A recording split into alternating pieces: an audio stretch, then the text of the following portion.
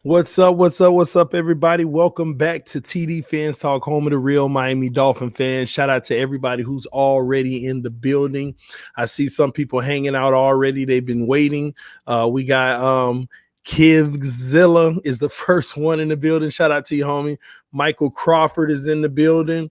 That's what's up, man. Rashad Jones, you possibly could join. We'll see. I mean, I'm saying Rashad Jones. I mean Rashad Brown. Wow. You possibly can later in the show. Let me pull my chat up on my other monitor real quick. Live chat. All right.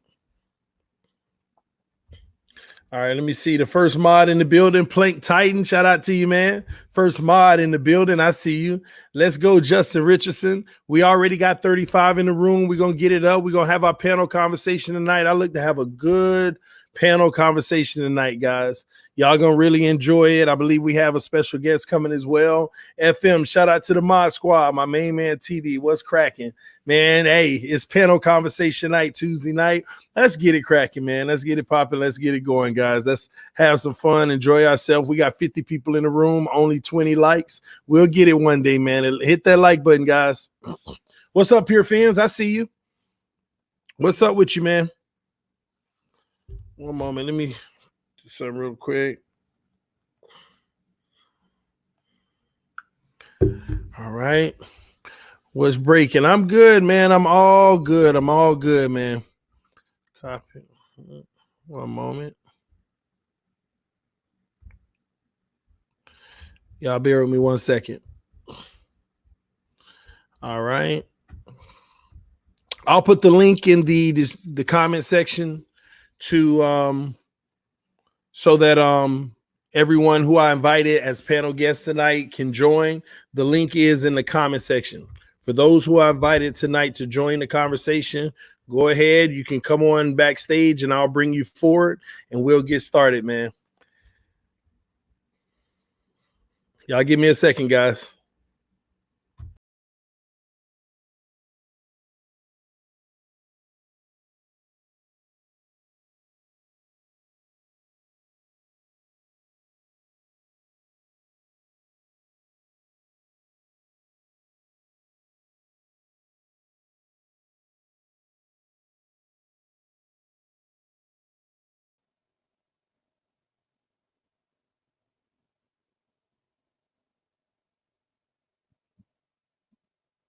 What is up, guys?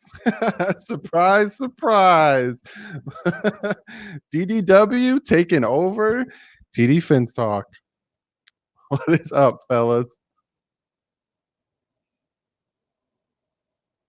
What's up, FM? What's up, everybody? TD's taking care of a few things right now. So while that's going on, just going to see how everyone's doing. What's happening, DM Fins, Dem Funks, Max? Mike, what's up? He was confused. you thought you were on my channel. Nope. What's up, JD Dissel? Rashad Brown. What's up, guys? How's everyone doing? Yeah, I'm GD's special guest. You want me to come back in? Alrighty.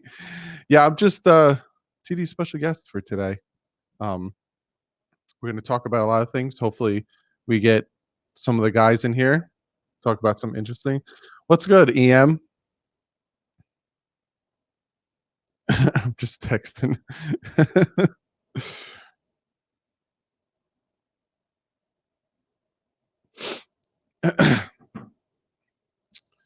What's up, Johnny? What's up, guys? Yeah, we're going to have a great panel tonight. Me and TD were talking about this for a while. Thought we'd surprise the crap out of you guys. Have me jump in. Loving the hoodie. Yeah. NFL shop. That's where I get a lot of my crap. You remember the panel. Let me know when you want him to bring him. Yeah. TD, you can bring him in. Bring anyone you in. Anybody in you want. Cam Newton will be available next year. That's what I'm hearing. What's up, Derek? Hey, how you doing, man? That's what I'm hearing a lot of, too, is that the whole Cam Newton thing. Derek, what do you think about potentially bringing Cam Newton in? Nah, I don't want him. To be honest with you, bro. No. Do you see it as another Dante Culpepper situation? Because that's what I'm feeling. Yeah, I feel the same way. Like I just feel like he's I think he's going to win a lot of money too, and I'd rather put it into building a squad. We know what Cam Newton can do. Yeah, exactly. Because I'm hearing a lot of what I'm hearing is like bring him in and then draft a young guy. But I like Fitz. I would like Fitz to stick with it and let him mentor that young guy. I'm good with Fitz and Rosen, but I still think we should bring somebody else in. Not Cam. I'd rather just draft another guy. Yeah. Now, what is your mentality on who we should get? Because right now we're sitting at 4. So do you think we're going to stick around top 5, or do you think what's your mentality? We'll probably be like 5th or 6th. I think we're going to win a couple more games. Yeah. Quarterback wise, I want Burrow, but depending on what the front office wants to do, if they want him to, and they got the ammunition to trade out for him, but if we don't get him, I honestly, there's a couple guys I like over to it, man. Yeah. I think there's a few other cats I'd rather get before Tua. Yeah, definitely got EM in here. I know EM has some things he would like to say about the whole Tua versus Burrow situation. Yeah, I know. I've been hearing about him. I've never talked to him, but I know he's a good Tua guy. Yeah, I think the game Saturday was a great game to show that both of these quarterbacks can lead a franchise. Me personally, I haven't decided who I want versus Burrow versus Tua, but I think that both these quarterbacks Saturday showed that they both can lead and be a franchise quarterback. I think I see more good things out of Burrow than I have out of Tua. Okay, that's just my personal viewpoints on it, because when I've seen Tua, we've seen a lot of good things, but also saw a lot of this, like TD likes to point out, there's a lot of question marks. There's a lot of things that we haven't, been able to see, or things he hasn't proven yet that he can do. Burrow, I feel like I saw a lot of boxes get checked in that game, just in that game alone. Yeah. Yeah, it definitely, that game, like I said, definitely helped his cause and kind of hurt Tua's cause, because in the game from jump, Tua had his 2 turnovers and then all of a sudden people just Burrow started hot and never stopped, whereas Tua he struggled to get it going, but once he got going, he still showed that what he can do. What's up, DM Fins? How you doing, bud? Oh, great, man. And yourself? I'm good. Taking over TD for a little. I want to ask you and EM a question, man, whenever you come back on. I know you guys were saying that we need an elite quarterback. What would you guys consider? What would an elite quarterback be? That's a good question. See, for me, like, there's quarterbacks out there that you need to have great things around them, right? So there's like Ryan Tannehill is a prime example. I have always liked Ryan Tannehill. I never thought he was elite enough. I never thought he was at the level where he could take the Dolphins where they needed to go. But I always liked Ryan Tannehill. I never thought he was bad. I never thought he was crap. But he's the type of player that you need a top 10 defense, a top 5 running game, and a top 10 offensive line for him to do well. Whereas you look at guys like Drew Brees, Aaron Rodgers. Like Aaron Rodgers won games this year where his receivers were dropping like passes left and right, and he was still making the plays and still getting the ball where it needs to be. And then you have guys like Drew Brees, who had 7 to 9 years behind a crap offensive line, but he was still producing.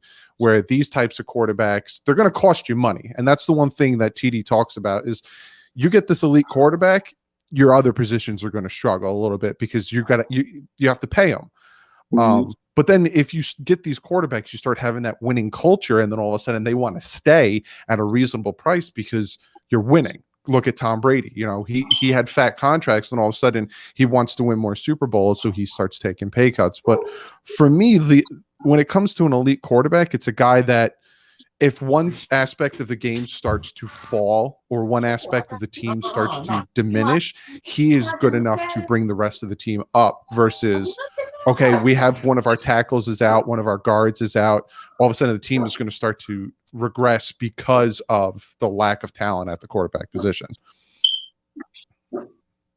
Yeah, because see, what I was looking at was somewhat what uh, TD was saying is when you look at an elite quarterback, most people look at the stats, the touchdowns, and at the end of the day, that's not just the quarterback. That's still stuff around him. Yeah. So every quarterback needs something around him. So it's like these like the guys we have right now. They were saying, Josh Rosen is garbage, Ryan Fitzpatrick is garbage. But if you look at the beginning of the season, they were saying, man, if we had Tua, he would have took us. But yet he couldn't even take his own college team past the win of LSU. Yeah.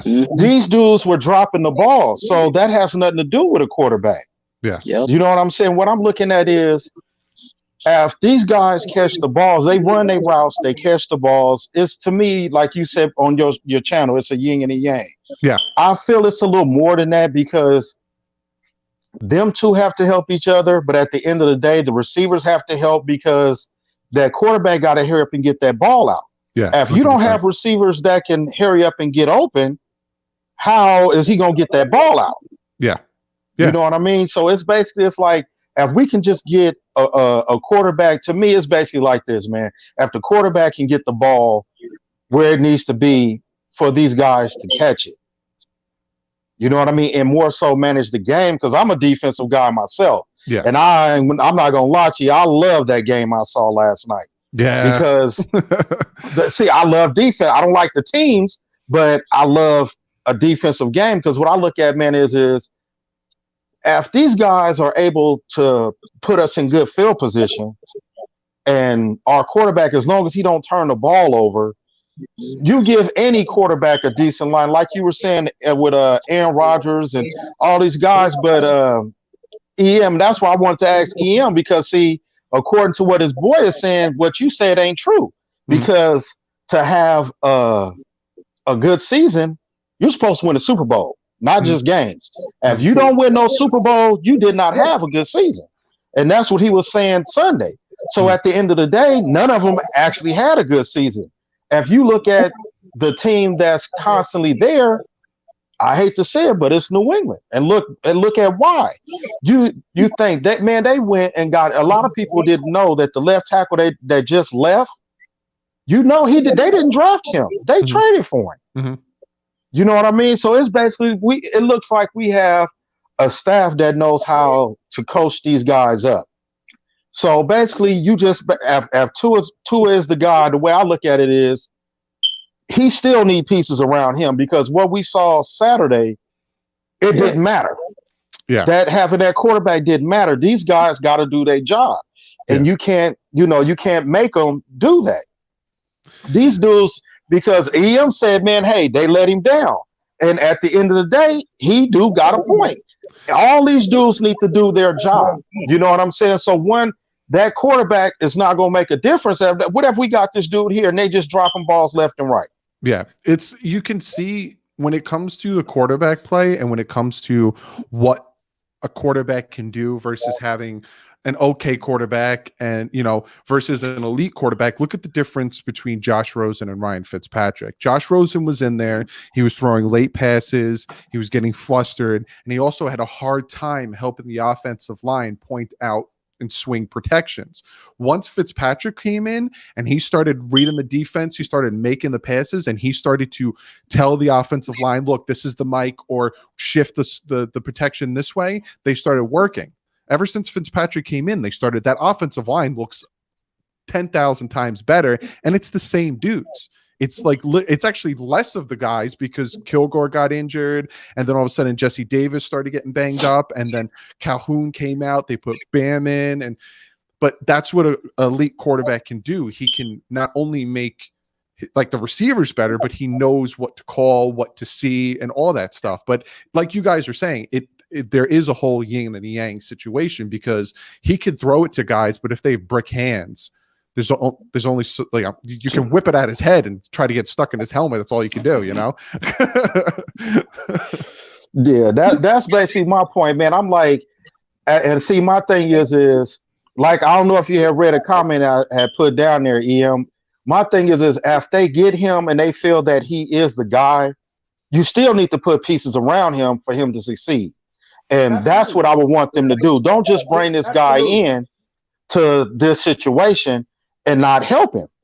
Yeah, you know what I'm saying? That's my thing. Yeah, before I let EM chime in, that's exactly what the Dolphins are going to do, because the Miami Dolphins under Adam Gase and under Joe Philman were a very stubborn organization where they brought Ryan Tannehill in and they brought guys in on defense that were good at zone and force them to play man. Have Ryan Tannehill pinhole him in an offense that doesn't work for him. Whereas now Brian Flores, O'Shea, and Graham are bringing in their guys. And look, if they like Burrow, they'll get Burrow. If they like Tua, they'll get Tua. And then they'll take the $120 million and they'll take the 14 draft picks and be like, okay, what offense does he run? And let's make him comfortable. Get him. Yeah, see. First off, how y'all doing, gentlemen? How you doing? And yourself? All right, yourself? Good. Yeah. Here we go. Already. But yeah, I'm totally in agreement with Doug. I mean, I just want to piggyback off what he said. Did by any chance did y'all catch that game on Monday night? A little bit. Yes, yeah. sir. Caught a little bit. Okay. Well, this argument, this debate that TD and I have been having for some time now, Monday night, in my opinion, is a perfect illustration as to why you need an elite quarterback. Perfect. You had San Francisco has arguably the best defense. You cannot construct a better roster than what San Francisco has right now. They have a top 5 roster. It may be the best assembled roster in the entire NFL. Okay, you look at Seattle. You know, they are 7-1 or 8. I'm sorry, 7-2 or 8-2. That, you know, they have a good record this year. But I think I can make a valid argument that Seattle's roster is not on the same level as far as 1 through 53. They're nowhere near the same level as San Francisco's is, right? So right. If you look at that game, if you watch and how that game unfolded, Let me jump in this conversation. Everything straight, y'all leave What's that? Go ahead. I think he was talking to somebody else. Oh, okay. No, my bad.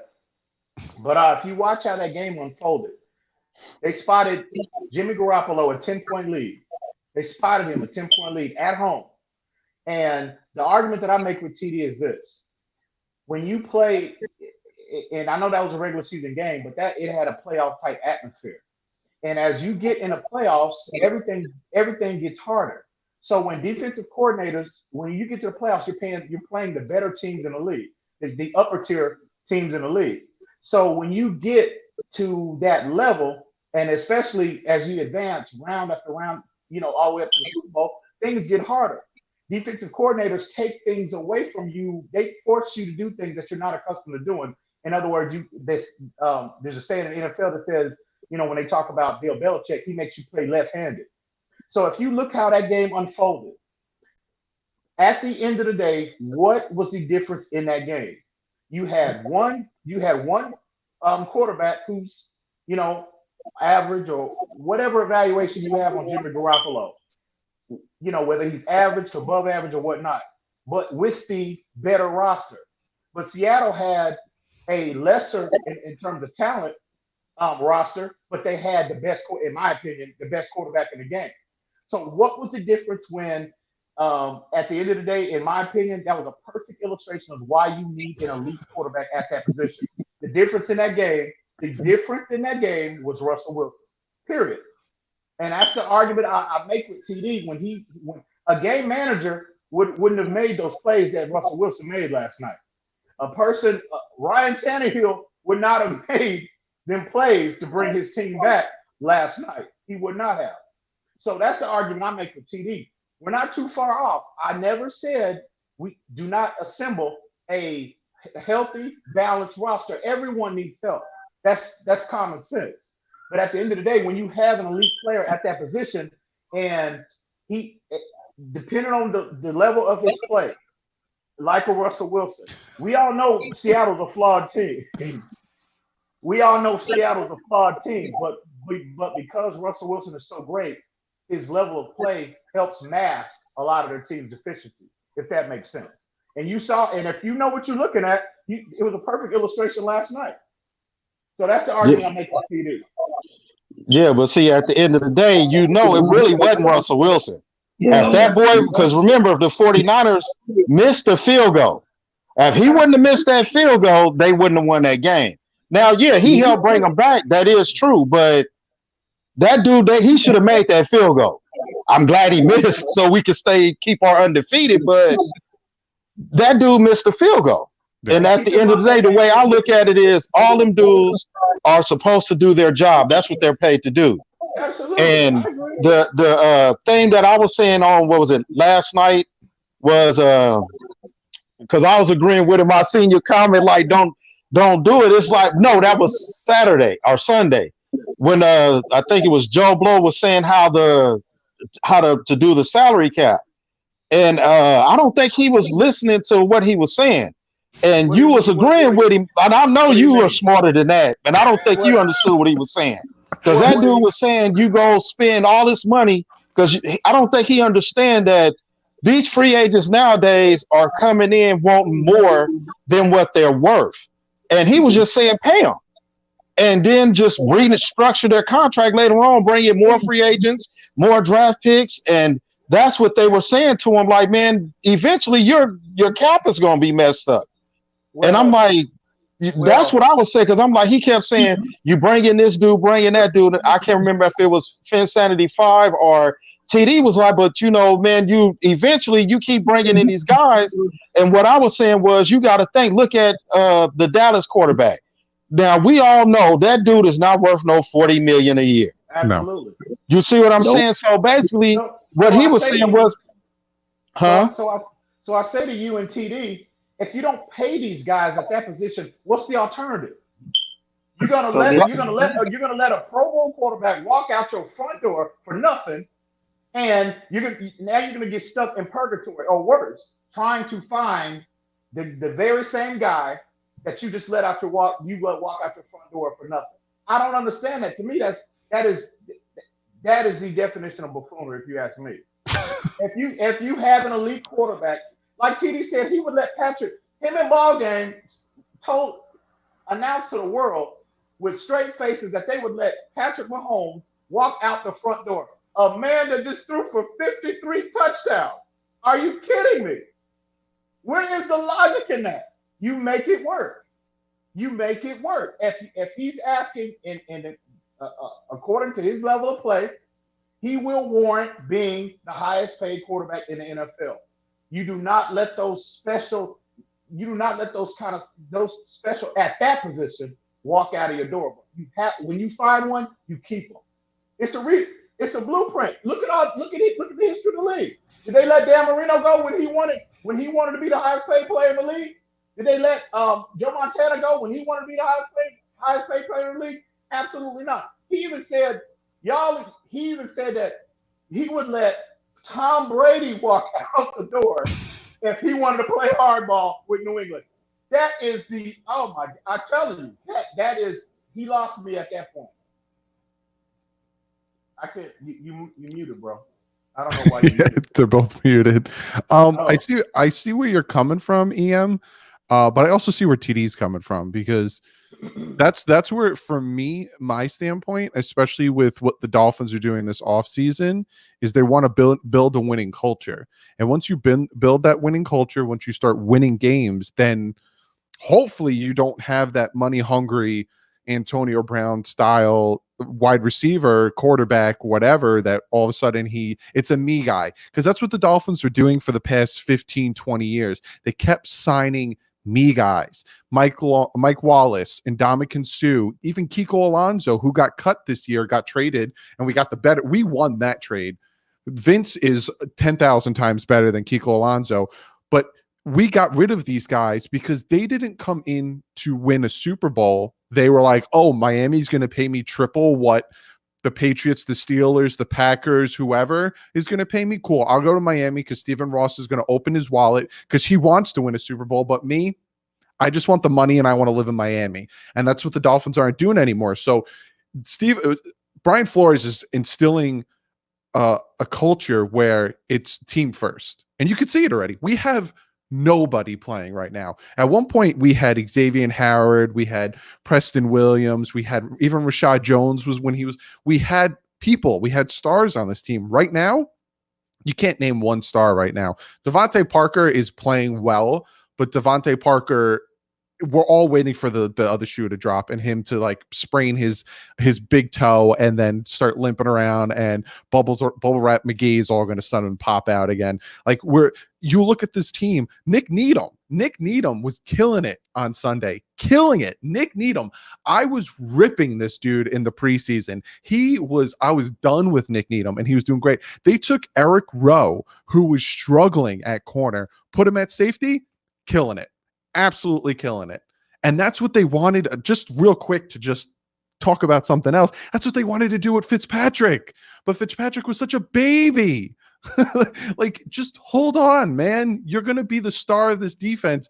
But he was like, no, I want to just play safety. And then we saw it happen. It just, once we get this championship mentality going, once we start winning, once we're constantly 11-5, 12-4, constantly in talks of AFC championship, these stars, these vets are going to want to come here for nothing, just like they do with the New England Patriots.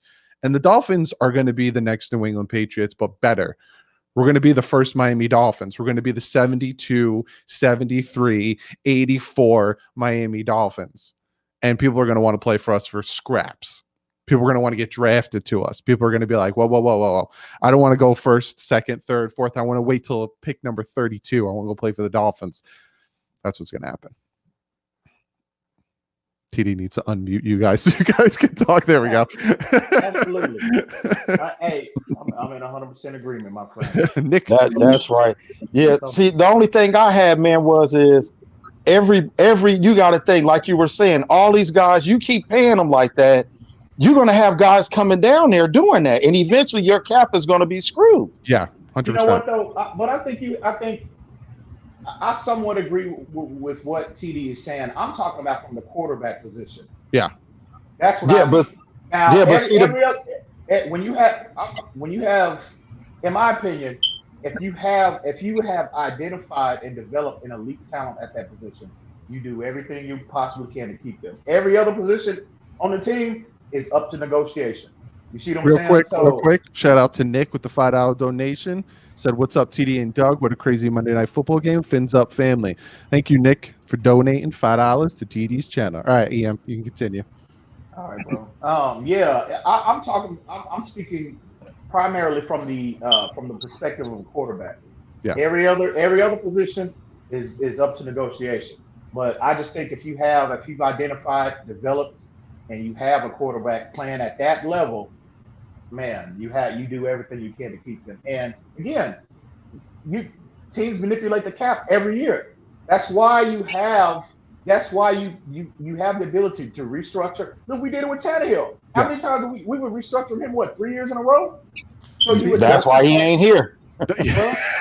Well, no. He's not here because he didn't play up to his contract. Exactly, they gave him a contract that they wanted him to play to, and he never got there. But I talked about the side that I agreed with TD, but here's the side that I agree with you, EM, is that every team has at least like 4 or 5 stars that get that chunk of the roster. And if it's the quarterback, if it's a once-in-a-lifetime, you don't let a John Elway, a Troy Aikman, a Dan Marino, Joe Montana, Steve Young, Brett Favre, you don't let these guys go, because you let them go, they go to another team and they make your life a living hell and they win a Super Bowl. The Atlanta Falcons let Brett Favre go. He made them pay. The Tampa Bay Buccaneers let Steve Young go.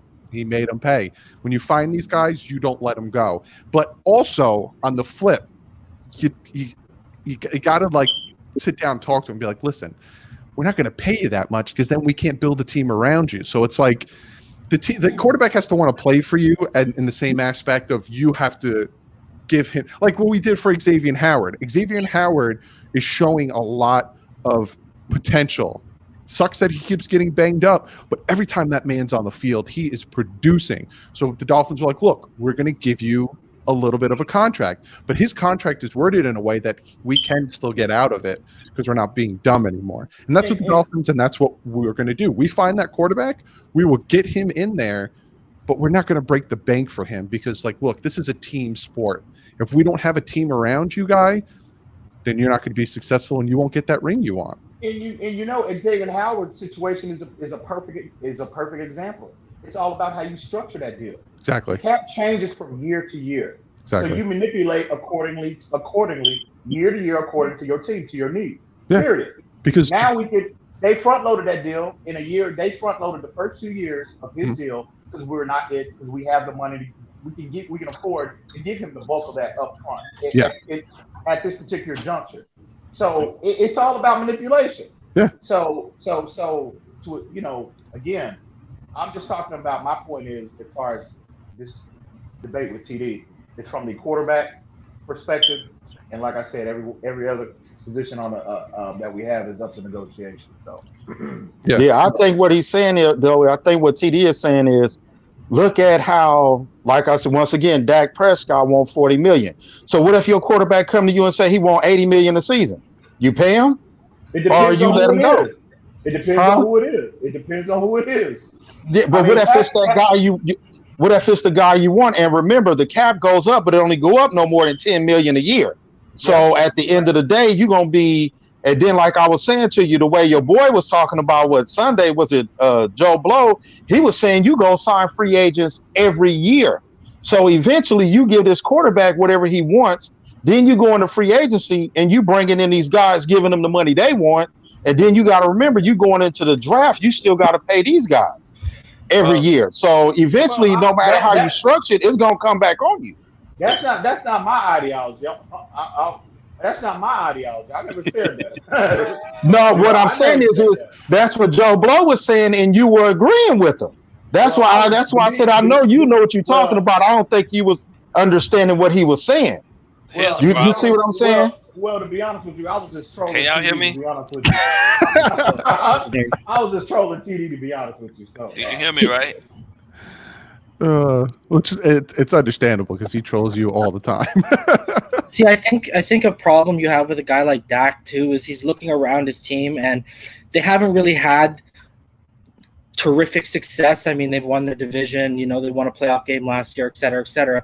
But he's looking at Zeke becomes the highest paid running back. DeMarcus Lawrence becomes one of the highest paid defensive ends. Byron Jones is going to become one of the highest paid cornerbacks. He's going to look at it and he goes, I'm going to play the most important position on the field for your team where you're paying everyone the highest paid at their position. What about me? And can you hear me? And the thing you need with a quarterback is you need that mentality where they have to take team discount friendly deals. That's what it comes down to, because like when you look at it, if you want an elite D end, the D end is the second highest paid position in the NFL right now. So if you want an elite D end and you want an elite quarterback, that's going to take up a really good chunk of your cap if they both want to be the highest paid. So what Doug is saying is right. You need to create that culture. That I was talking about it with that blitz. You need to create that buy-in culture. That blitz against Pittsburgh when they sent the house. I didn't think it was the right time to run something like that because I don't think Flores at that time at 0-7 or 0-6 or whatever they were had that buy-in culture. But you need to create that culture because it translates off the field into negotiations as well as on the field. And I think that's what everyone's missing out. And when you go back to Russell Wilson, everyone's talking about Russell Wilson, you know, they didn't have an elite D end. They had an elite secondary, and all those guys were not paid yet, right? And then Russell came around, all these guys wanted to get paid, and you know, you're up that creek with no paddle. It comes down to you have that window.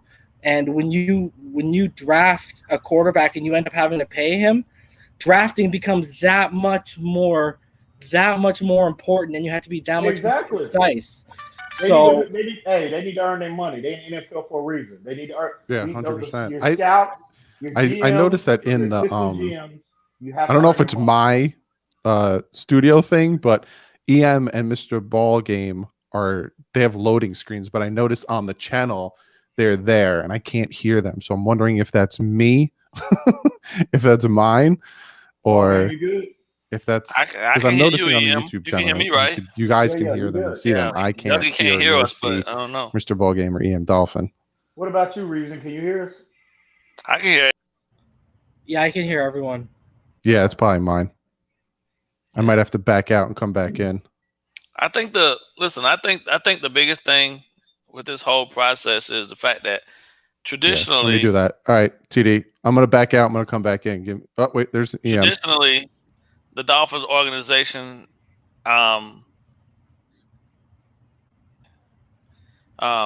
we just applied band-aids. Right. We went with a quick fix. We ran out and wooed whoever wanted the big contracts and hoped that they would come here to us. And we overpaid for players. They underperformed. And we felt like, in theory, that whoever we had at quarterback was the guy. Now, I don't fault them for that because you like to have a guy come in cheap, develop him, believe in him, and then hope that he will take a deal. But the way the NFL is structuring itself right now, a lot of teams, unfortunately, are going to buy into this notion that the quarterback has to be the highest paid guy, eating up all your salary cap. And I just think that that's a really bad way to go. It's fiscally irresponsible because anybody that understands football knows without a shadow of a doubt that you need all three phases in order for your team to be 100% successful. You can have this over-the-top elite quarterback, but if your defense is crappy, you're not winning. I'm sorry, and we see it right now. We see it right now in Kansas City. Yeah. I think if you find a guy that can give you quality reps at the quarterback position, and he believes. I mean, it's all about the culture, right? Some say you find a guy, you don't let him go. Well, you can't make him stay either. You know what I mean? At the end of the day, guys gonna want what they want. But you know what I'm saying? If they truly about winning, and we get ourselves in a position where that's what we're doing, winning consistently, we'll pay you. I mean, how much money is enough money? You know what I mean? Like in terms of, are we gonna continue? Are we gonna jump out there and do what everybody else is doing, or are we gonna stick our flag in the ground and say, okay, this is where the buck stops, and we're not gonna do what everyone else is doing. Let's establish our own process of doing this so everybody is happy. You know what I mean? Because $10 million and the cap going up $10 million a season don't help you in the long run when your quarterback is eating up 22-23% of your salary cap. You feel me? And then you got to fill out a roster. You got to fill out a roster across the process of guys that can be marquee players for you at key positions. It's going to be hard to get them when, a guy coming in, you're talking about negotiating a contract with him, and he knows the guy, some other guy that ain't even got his stats. But can you imagine? Who's going to do that? Who's going to do that? You know what I'm saying? Can you imagine? Can you imagine where Kansas City would be right now without Patrick Mahomes? And he's on his rookie deal now. Well, here's the thing. He hadn't signed his monster contract yet. Can you imagine where they would be without him at this point? Well, think about it though. What have they really done other than last year's run with him in that freakish season he had? Because right now at this point, if you look at the schedule they have remaining, and you look at where they are right now at this point, they're 10-6 at best. Well, I thought it's not. See, the thing with Kansas City is this: their defense is historically bad. You cannot have any aspect of your team being historically deficient and expect to be successful. I don't care either side of the ball. They are historically bad. Last year they were just bad. They're historically bad this year. So I thought, the Kansas City Chiefs front office, for the lack of detail and bringing in whether it be scheme, whether it be bringing in the players they brought in don't fit or whatever. I fought them for that. They're historically bad defense this year, and that's why you see the problems that they're having. Kansas City is having now. That follows Andy Reid everywhere he go though. Yeah, that's true. Exactly. I fought him. And so did the quarterback stats. Because look at Donovan McNabb. He wants to be in the Hall of Fame, and a lot of people who are saying you don't deserve to be in the Hall of Fame, it's because you were in an Andy Reid offense. You know what I mean? So I'm not saying Mahomes can't put up 50 touchdowns, but I think under another coach last year, you probably would have seen more along 35, 40. I don't see Mahomes having another year like he had last year. The league makes adjustments, and people figure out a way to scheme to stop you. You know what I mean? And if they don't see you every Sunday, then you can sneak up on some people. But when you out there and you put up 53 touchdowns, you best believe there's an all-out blotter that goes out to every team in the league. And we need to watch out for this kid Mahomes, and they watch the tape. So what if he doesn't throw 50 or 53? What if he throws 45? Well, no, or 40, or even 30, or 30. So let me ask you a question. Let me ask you a question. Him throwing 45 touchdowns and them missing the playoffs, how does that benefit the organization? I agree 100%, bro. But like I said, that's a front office issue. Yeah. I think the biggest thing right now is like, even across the board, if we can look at the cross comparison between what's happening in Dallas right now. Okay, they got Amari, they got Zeke, they paid Lawrence, they paid they haven't paid Amari yet, but they're gonna franchise tag. That's the plan now. They're gonna franchise tag. Dak. But in the same token, right? If they believed in him, they would have paid him. Right, but I don't think Jerry doesn't believe in that concept of paying $30-some million a season for a quarterback. No, I just think he don't believe in paying Dak Prescott $35 million. I don't think bro. I'm gonna be honest with you. Jerry don't mind paying. Jerry don't mind paying. Yeah, I don't think. Paying. Listen, he said himself. The first thing he said is that we will not be the ones responsible for establishing this ridiculous QB market. It's not gonna happen. He said that himself, and he told his son. He said, "I don't care what you have to do, but we're not gonna be the ones to start that foolishness. We ain't doing that. We're not participating in that." If there was Tony Romo, we would be having this conversation. Yeah, Tony Romo would have set the market a year ago. I'm saying it's not. I don't think it's a salary cap issue that Jerry Jones is referring to.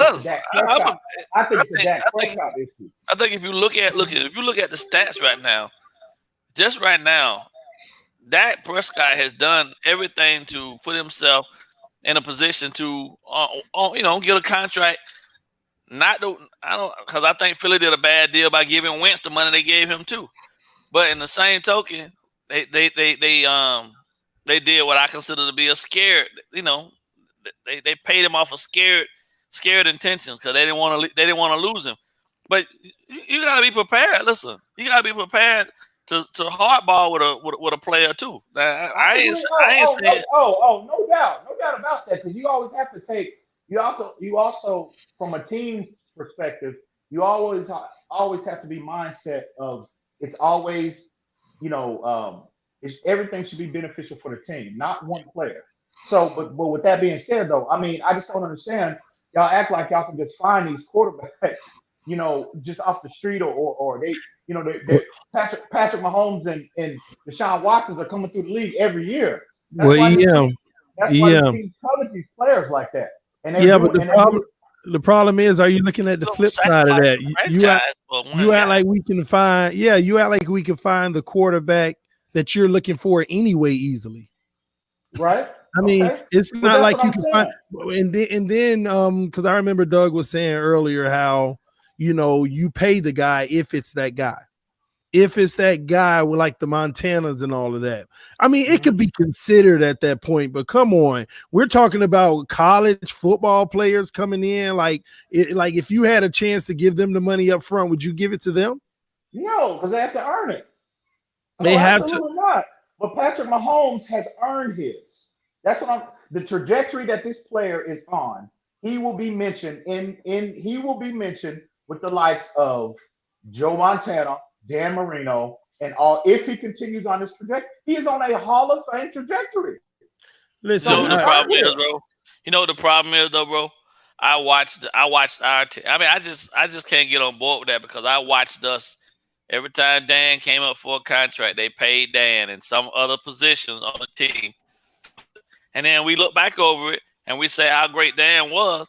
But at the same time, Damn never took no deals for us to put other players in place to help him out. So when he sat down, so what's the alternative? You don't let Dan Marino walk out the door? No. At least we had a chance. Hold on, let me ask. What do we get with him? Question. So what do we get with him? That's what I was going to ask. We were in the playoffs every other year. And that's what you're looking for. That's what you're looking for? No. But if you lose Dan Marino, where are you at? I mean, you might just see that's okay. I'm actually happy you finally brought it up because we've attacked the root cause. EM, here's your answer. What do you do if you lose the quarterback? You get another one that you don't have to pay as much. Put the weapons around him because now you can afford it. And just hold on. Maybe. Just maybe we'd win a Super Bowl. You might shock yourself if we have a Flacco type season winning a Super Bowl. You might shock yourself. But it's almost like you don't even want to go down that road. I'm not gonna be held hostage by one dude, man. At all. Hey, Doug, can you hear and see now? I can hear you guys. I just can't hear EM. But you lucked out. You lucked out, bro. Yeah, I don't know what. Now you brought up the TD brought up the Flacco situation, and it just I want a quarterback. Like I see where both of you guys are coming from, and I understand where both of you guys are coming from. Baltimore did it twice. Yeah, but now they did it once with Trent Dilfer, and they did another time with Joe Flacco. Yeah, but do you see the teams that have constantly won Super Bowls? 2 times Eli Manning, 2 times Ben Roethlisberger.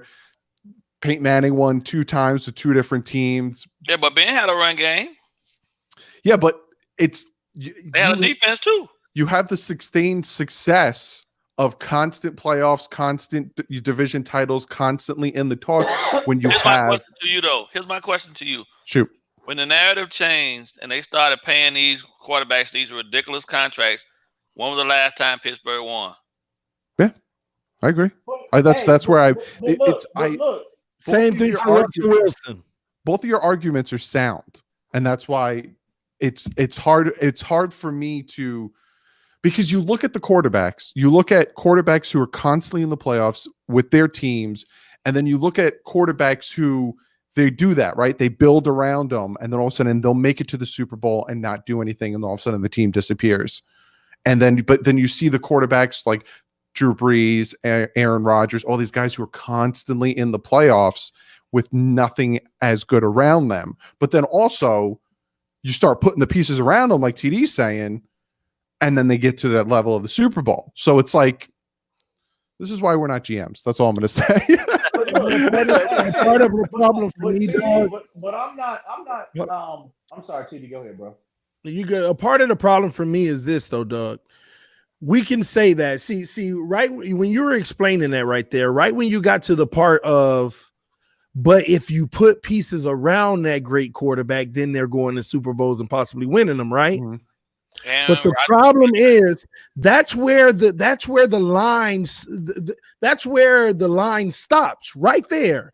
But if you put pieces around them, we can't go across that line because we're paying them too much money. Yeah. So we can't cross that line to say we're putting pieces around that elite quarterback to get them back to where they were when they were a rookie. When they were a rookie on a rookie contract in the first 4 to 5 years, making peanuts compared to what they're making now. Because all of them won a Super Bowl. All of those guys won a Super Bowl on their rookie contract and hasn't been since. See, the way I see it is if you find that elite quarterback, then the pieces that you can, because I see where you're coming from, right? The elite quarterbacks, nowadays, elite quarterback money is just ridiculous, absolutely ridiculous. It takes up way too much of the cap space, and it's only going to get higher and higher because the cap space is only going to get higher and higher, and it's ridiculous. But if you look at teams like Seattle, who right now, Russell Wilson's elite. Russell Wilson is absolutely killing it. Look at the pieces around him. These wide receivers are talented wide receivers, but they're young rookies. They're cheap wide receivers around him that eventually you're going to ask for the money, and you could take those wide receivers and you can send them on their merry way and keep bringing in the talent around him that are young, cheap, because you have your guy who can put the ball where it needs to be, call the right offensive plays, call the right schemes, call the right protection shifts, all that stuff. The problem is, Doug, they're spending money on that team right now, bringing in the guys that they brought in, not even before training camp. I'm talking about when the season started. They put a lot of money into that team to bolster it up. But what we fail to realize is we're acting like that money that they're putting into the team isn't having any effect on what Russell Wilson's contract is doing. What people fail to realize is this year and this year alone, Russell Wilson's next contract isn't affecting the salary cap this year. That's what next year, though. Exactly. The extension. Well, people think when a quarterback gets an extension, the year coming up, oh my gosh, you're making big bucks. No, it's actually the year after. You get that signing bonus in that first year right away. But his contract doesn't hit the team as far as 34 million, 35 million coming off the books until next year. And it's going to hurt. And that's so right now they're able to put those added 7s and 8s all on the team plus the rookies. But they actually have more holes than it seems next year when his salary cap hit. And now you got to go through the team saying, hey, we want Clowney need a contract. Yeah, and they've already been unloading players just to fit Russell Wilson's contract next year. That's why you have the option to restructure. 100%. And you adjust. How are you going to restructure something you just signed? What do you mean? They do it, they can manipulate that. Bro, you don't restructure a contract until about 3 years in it if it's 4 or 5 years. So a quarterback contract with that kind of money. So I'm gonna ask you a question. Is there a magical number that we all feel like a quarterback? Thank you. Is there a magical number? Is there a magical number that we all feel a quarterback, an elite quarterback? Let's say elite, because you keep saying elite quarterback shouldn't make the cutoff. What's the cutoff? I will not give him this amount. Now it's outrageous. Well, look, this is what y'all have to take into consideration. See, for me, it's like 20 million. It's like around 20 million a year. Right? I said 25. But that's like 2003 quarterback money. Now it's like they're paying them like 30 million a year. It's ridiculous. You know what? Hey, you know why that is? You know why that is? It's ridiculous. And TD, you talked about this before. You know for a fact Patrick Mahomes is going to probably break 40. But you know what? See, this is the stuff I'm talking about, Doug. Patrick Mahomes going to break 40, but when he's not there for his team, the backup's still able to put the work in. Yeah. TD, I'm going to back out real quick. I'll come back. You could. Okay. All right.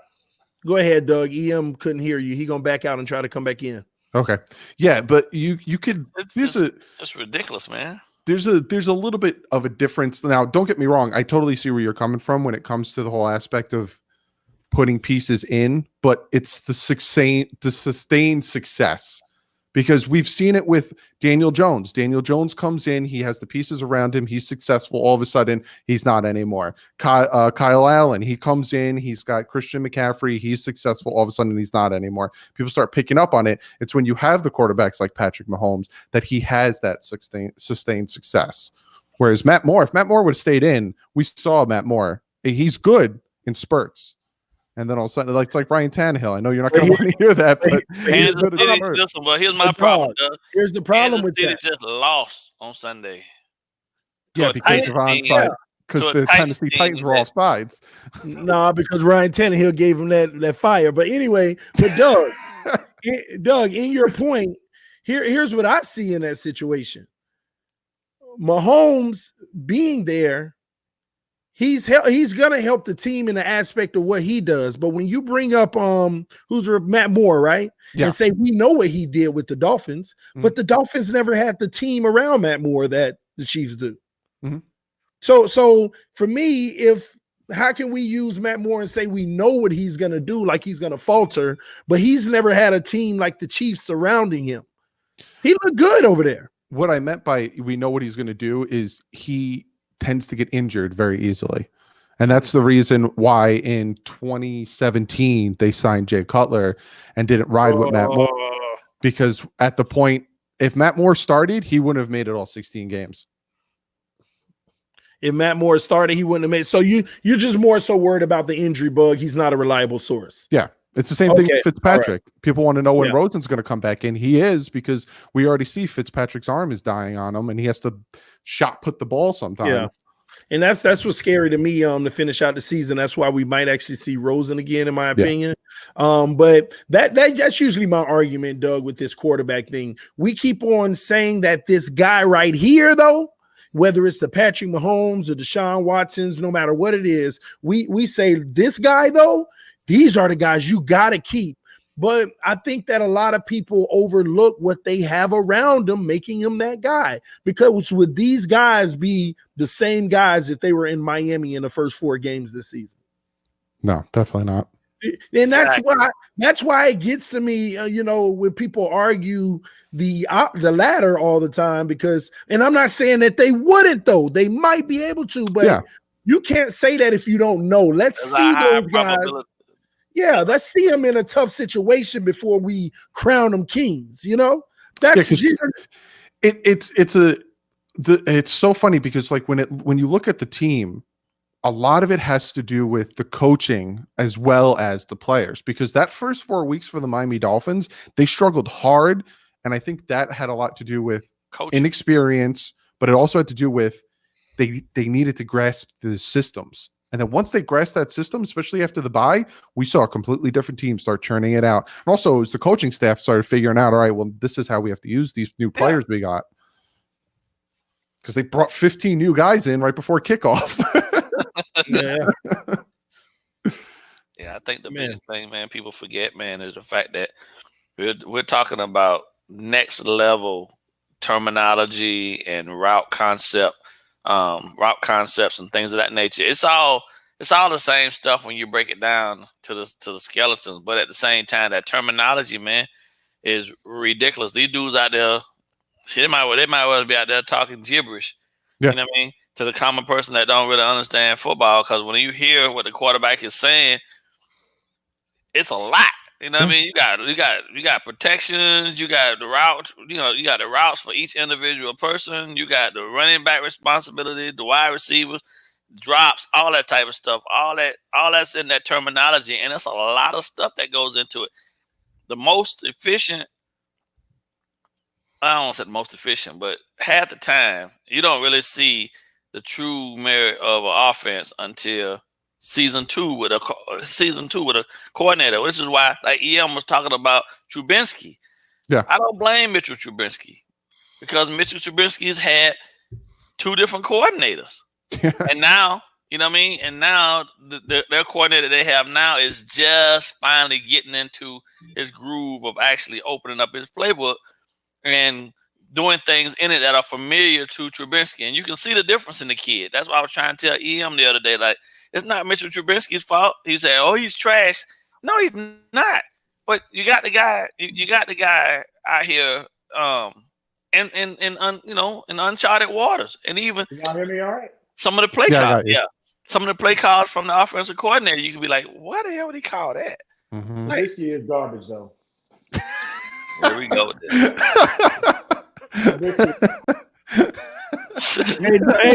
Hey, Doug, I got a quick side question for you, man. What's up, bud? So what's your thoughts on Tannehill in Tennessee? He's doing exactly what I expected him to. It's bittersweet, man. But because I'm saying he's doing exactly what I expected him to, and then a lot of people are going to be like, "Oh, so you expect him to do great?" I expect him to be Ryan Tannehill. We've seen Ryan Tannehill. Ryan Tannehill is a good quarterback. Ryan Tannehill is a very good backup quarterback. But we saw what happened against the Carolina Panthers.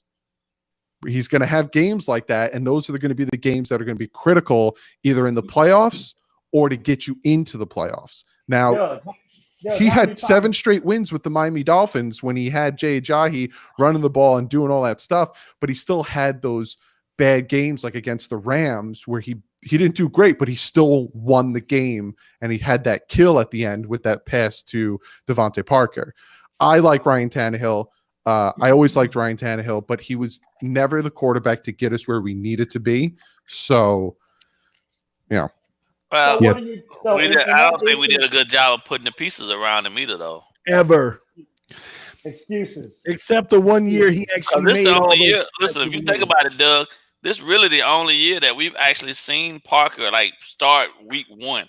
Yeah. Like all the other seasons, Parker was hurt. So and he was in limited action pretty much since he was a rookie. So we never really got to see the true beauty of what that relationship could have been because he was always hurt.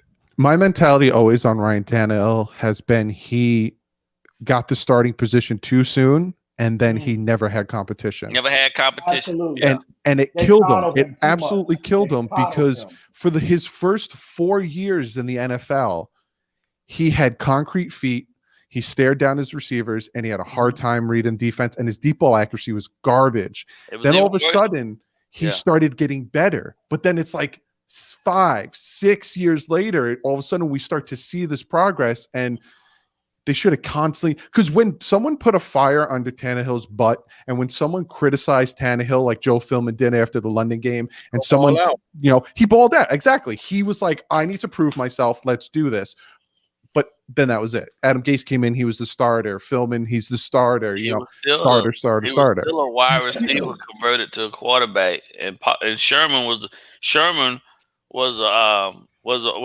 guy that did that whole experiment. So that's the only reason, I believe still to the day, that's the only reason we took him, was because he had familiarity with him from college. 100%. Yeah. So aside from that, I gave him the benefit of the doubt because I'm thinking to myself, it's already hard for kids that have been playing quarterback all their life to go out here and be successful. Now we're taking a wide receiver, converted to a quarterback, and asking him to do it. And as a Dolphin fan, it's so hard not to like him because he took a beating. That San Diego game where Kiko Alonso had the pick 6 and helped us win it, he threw a touchdown to Kenny Stills where he ate it and just sat there and threw a dime. That's why I keep saying I like Ryan Tannehill, but it was time for him to move on because the way he was treated in Miami, and then it's just we needed a new change.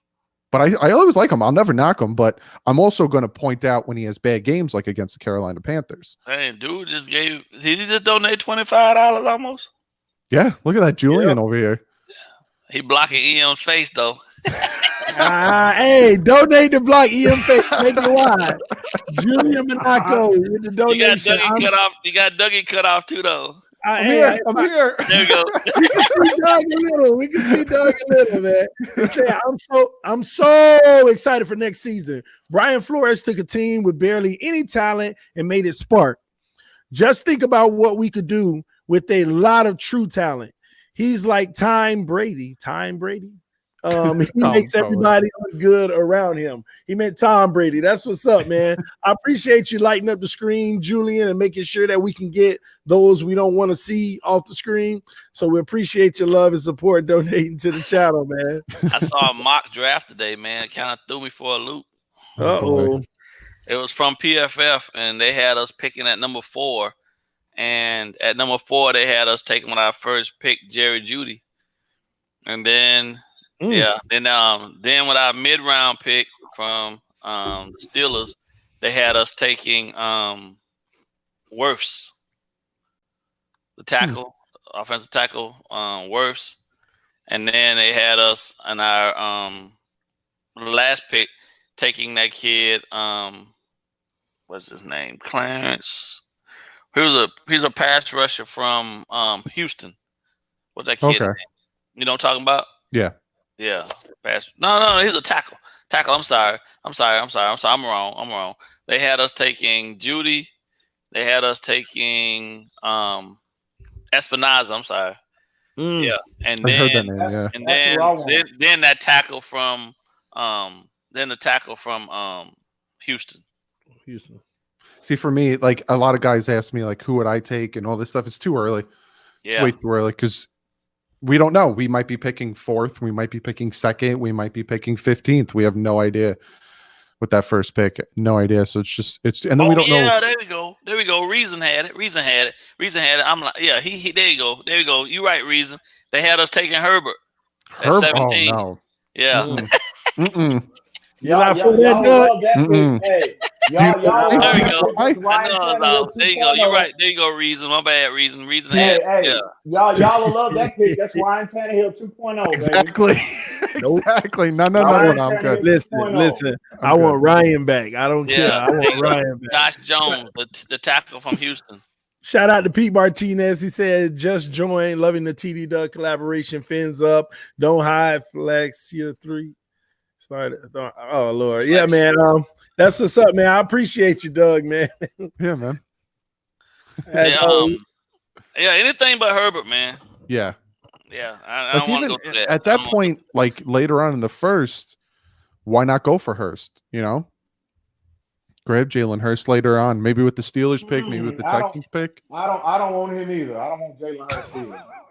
I don't want him either. What have you seen that you don't like out of him? The same things that I see in Joe Burrow, 1 year wonders. Same thing you saw in Tua. Nice pillow, bro. Nice pillow, bro. That's from Julian. System guys. No, I don't want the guys.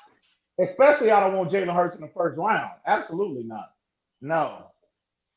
Well, he's making a name for himself. He's a one read, take off and run quarterback. Don't you dare say somebody a one read. You defend the one read. You got a lot of nerve. He is the definition of one read. He went to school I don't want no school of one read. Hey, you see the problem with the Baker Mayfield? Did you hit the leave on Colin Cowherd the other day? Yeah, I heard him. When he was evaluating Baker Mayfield. Okay, all I'm saying. That's all I'm saying. Side note, I'm just looking at the chat right now. Apparently, a true Fins fan doesn't like me. Wow, what happened? He said I ruined the show. What? Yeah, apparently I'm annoying to him. He doesn't like me. Hey, Doug, don't feel bad, bro. You should see the comments that say about me, bro. Hey, that's public enemy number 1 down there in the bottom. You know what I tell them? Hey, anybody got a problem with me, they can go kick rocks, baby. Kick them rocks. Keep kicking them rocks. Be nice. Be nice. Be nice. Yeah. Kicking them rocks. Anybody seen EM? I don't know where he at. Hey, shout out to Julian Monaco with the donation saying, hey, I know you remember me, Dougley Do Wrong. I sent you the pillow and hat. LOL. I don't know if you remember that individual, Doug. Somebody said he sent the pillow and hat, man. Yeah, he's a cool dude. I got both of them over here. I got to get more set up so I can hang that stuff up. Oh, man. Yeah, I want us to win. I want us to win at least 3-4 more games, man. That's annoying, but I know that's going to make a lot of people upset. But oh yeah, you have no idea. I'm sorry. I'm sorry. Here's the thing. Here's the thing. What's more important, the experience and these guys leaving this season on a high note, or losing these games and then you got to start that whole process all over again? They come in hungry. You know what I mean? They come in hungrier next season. If they winning, if they go out winning, you know what I mean? You leave with a bad taste of a loss in your mouth, man. You go home over the offseason like, and it's just showing what Flores can do with nothing. Just imagine you give him that talent he needs to fill up his defense. Oh, but this draft is so loaded. Oh my God, I can't wait. You know what? It's gonna be hard for us to miss. You know what? I've been kind of warming up to the idea that Tua might not be an option because of because I think we could potentially win at least 5 games this year. So that'll definitely. I know we have the ammo to move up and get whoever we want, but I don't want in this particular draft this year. I do not want them to move up for any. Not with that first. Yeah. Pick. I don't want them to move up for anybody. What if they use next year's first? We have 2 next year. That's the problem. Use one of them to go get Trevor Lawrence. You know what though? Exactly, Bob. And this is what I would do at this stage. If we win 5 games and it puts us at a striking distance of it could be Tua or Joe Burrow. Who knows who they have? I believe it's Tua, but for me in this particular draft in 2020, I do not want them to exhaust any resources, any extra resources moving up to get anybody. I want them to stand pat and draft best player accordingly or trade down.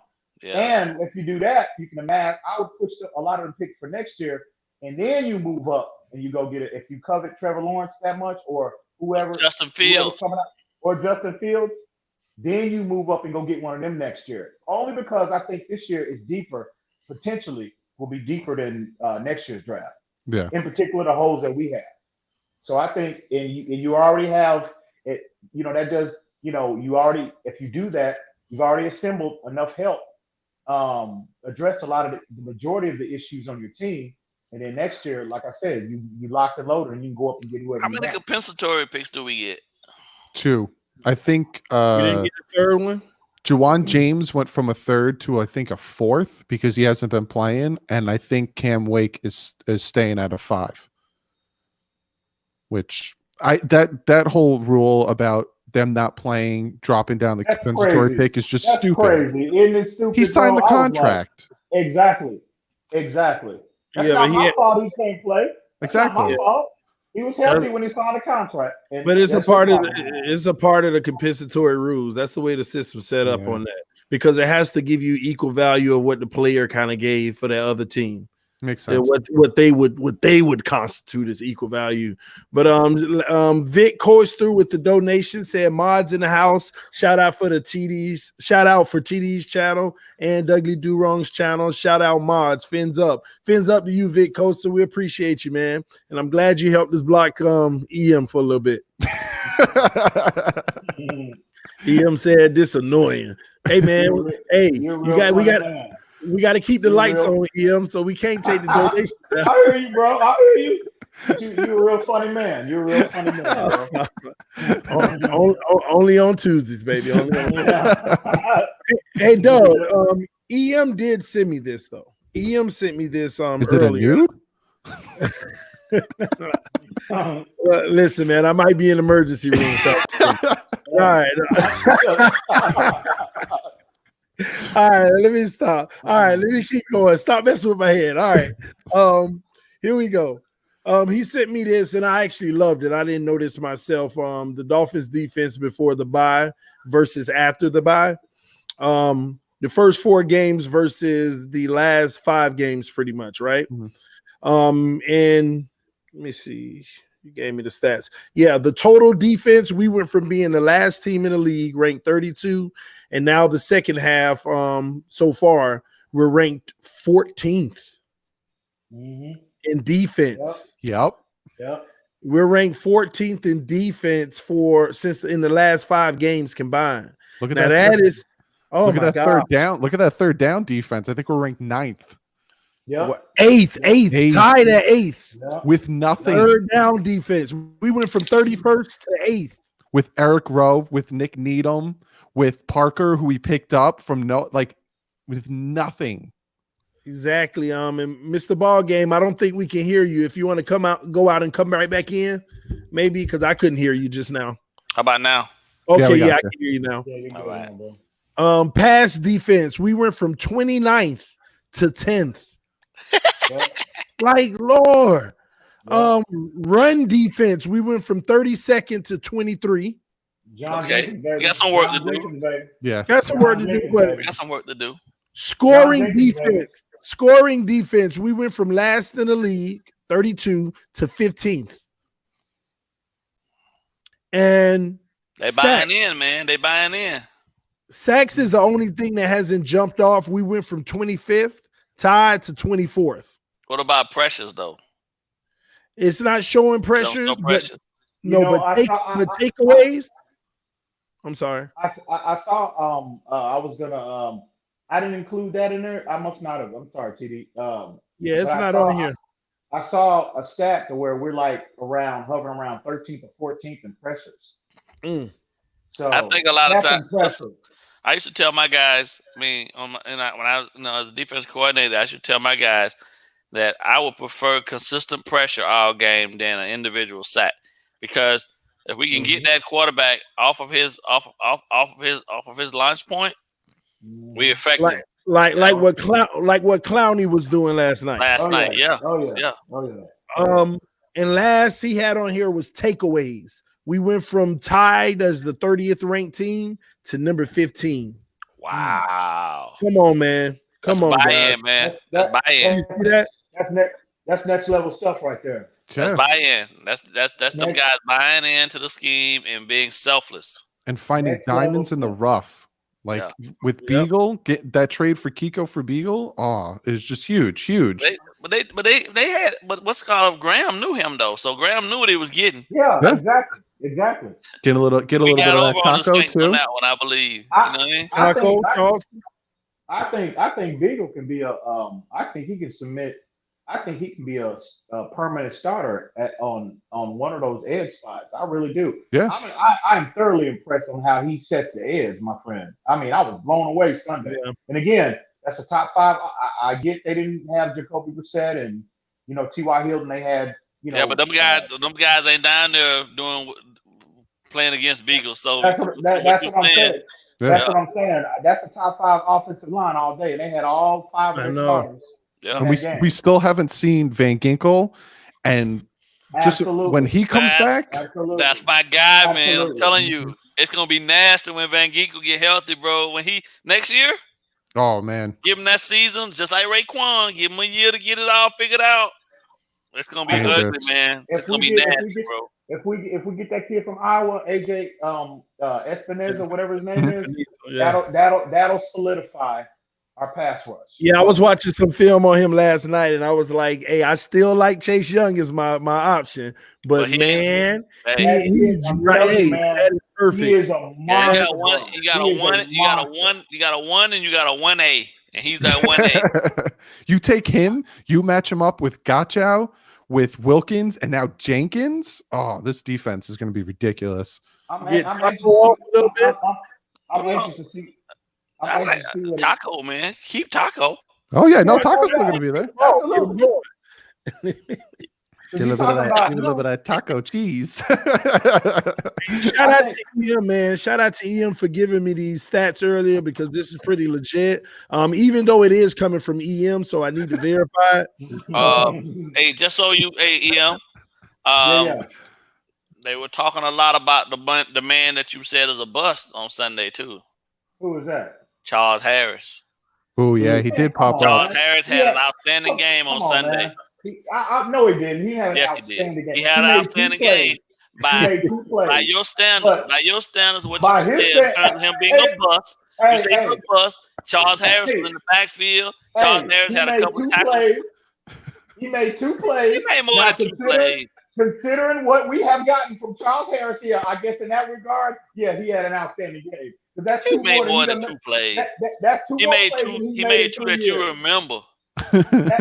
That's 2 more plays than he's made in 3 years, bro. So yeah, kudos to him. He ain't going nowhere. He on the contract too, so he'll be on the squad next year too. So if they might well embrace it. Hey, embrace it. Send him some good love, bro. He ain't going nowhere. You might well embrace it, though. Well, if we get AJ Espinosa, whatever his name is, however you pronounce it, our pass rush will be solidified. Yeah, I agree, 100%. Totally. We won't have to worry about. Look at that rotation. Beagle. You still need a safety. Opposite Eric Rowe. What do you guys think about that? I'm not opposed to that. But at the free safety spot, or because Eric Rowe playing Rover right now. Yeah. Well, guess what? We got 15 picks. Again, like I said the other night. Man, go get Isaiah Simmons, man, and move him back to the back end, man. Oh, maybe Dolphins get Jamal Adams. I'm all over that. That'd be dangerous. Yeah, but you know they're gonna try to scalp us, man. Oh yeah. Oh yeah. They're gonna want our 2 firsts. Yeah, easily. But I think Jamal. Is it worth it? Yeah. He snatched that ball right out of Daniel Jones' hand. Daniel Jones was like, "What's going on?" Yeah, God. So y'all don't think Eric Rowe is sufficient enough? Oh, why be sufficient when we can be stellar? Exactly. Look at ball game. I love that intensity, baby. Look at ball game. we weren't good enough with just Patrick Surtain. We needed Sam Madison as well, you know. Yeah. Why be sufficient when you can be stellar? Yep. Well, I was listening to Travis Hold on. Wingfield. I was listening to Travis Wingfield. I know you're familiar with him, Doug. Yeah. And I was listening to his podcast today, and he was highlighting, I guess, leading up to the draft, he's going to start highlighting different players that could potentially Miami should have an eye on. And he talked about that safety from Minnesota, Antonio Wingfield, the second. Remember the cornerback from Ohio State? Yeah. He was a cornerback from Ohio State, and then he got drafted in the NFL, played for a while. But I think his son plays for Minnesota. And he was talking about how impressive this kid is. And he could potentially be a safety option if we decide not to go the Delpit route or whoever in the first round. He might be a legit option in the bottom of the first round or at the top of the second. So, but I hadn't looked at him yet. What do you guys think about potentially grabbing Hargraves, who's now a free agent? No. Man, you know what I say, man? Vernon Hargrave's been through 2 defensive coordinators, and neither one of them cared enough to keep him. They both.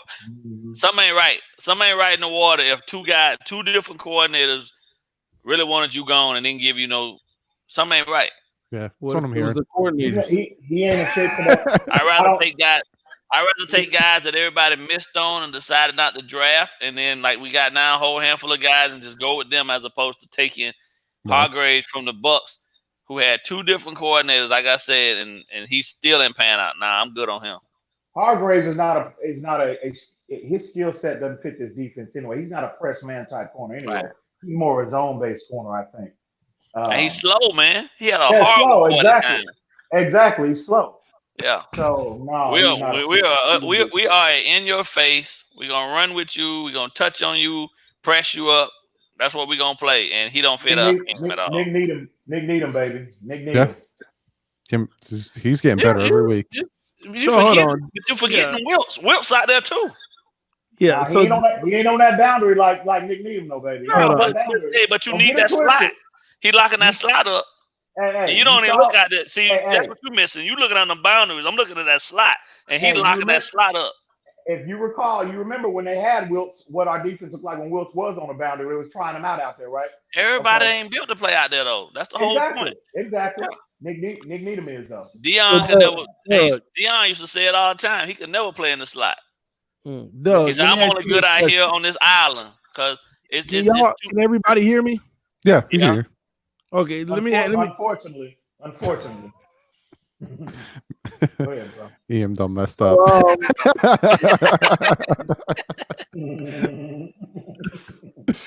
right, man. Listen, Doug. So y'all talking about the Nick Needhams of the world, the Wiltses of the world. All these guys who are, emerging. But who do you feel? See, we ain't talking about hoping anymore. Mm-hmm. Is there an individual guy that you can feel very confident in almost saying, I know that this guy is going to be our starter in the future? One of the guys that, emerged, like the Wiltses, the Nick Needhams, it's like 12 of them. Mark Walton's in that. Beagle at this point. Beagle's in that. Dieter's in that. All of those guys. Who do you gonna be a starter? Who's going to be a starter, and we know it? Dieter. Really? Come on, man. That dude has been he's been terrible. Ain't going nowhere. Hey, I agree, actually. I got a handful of names. Dieter ain't going nowhere, bro. He a rookie. Yeah, Dieter. He got upside. His upside is humongous. I think Dieter and Bohm are going to be our starting guards if they don't take Bohm and put him at center and just let Kilgore go. Preston Williams, he's going to be our starter.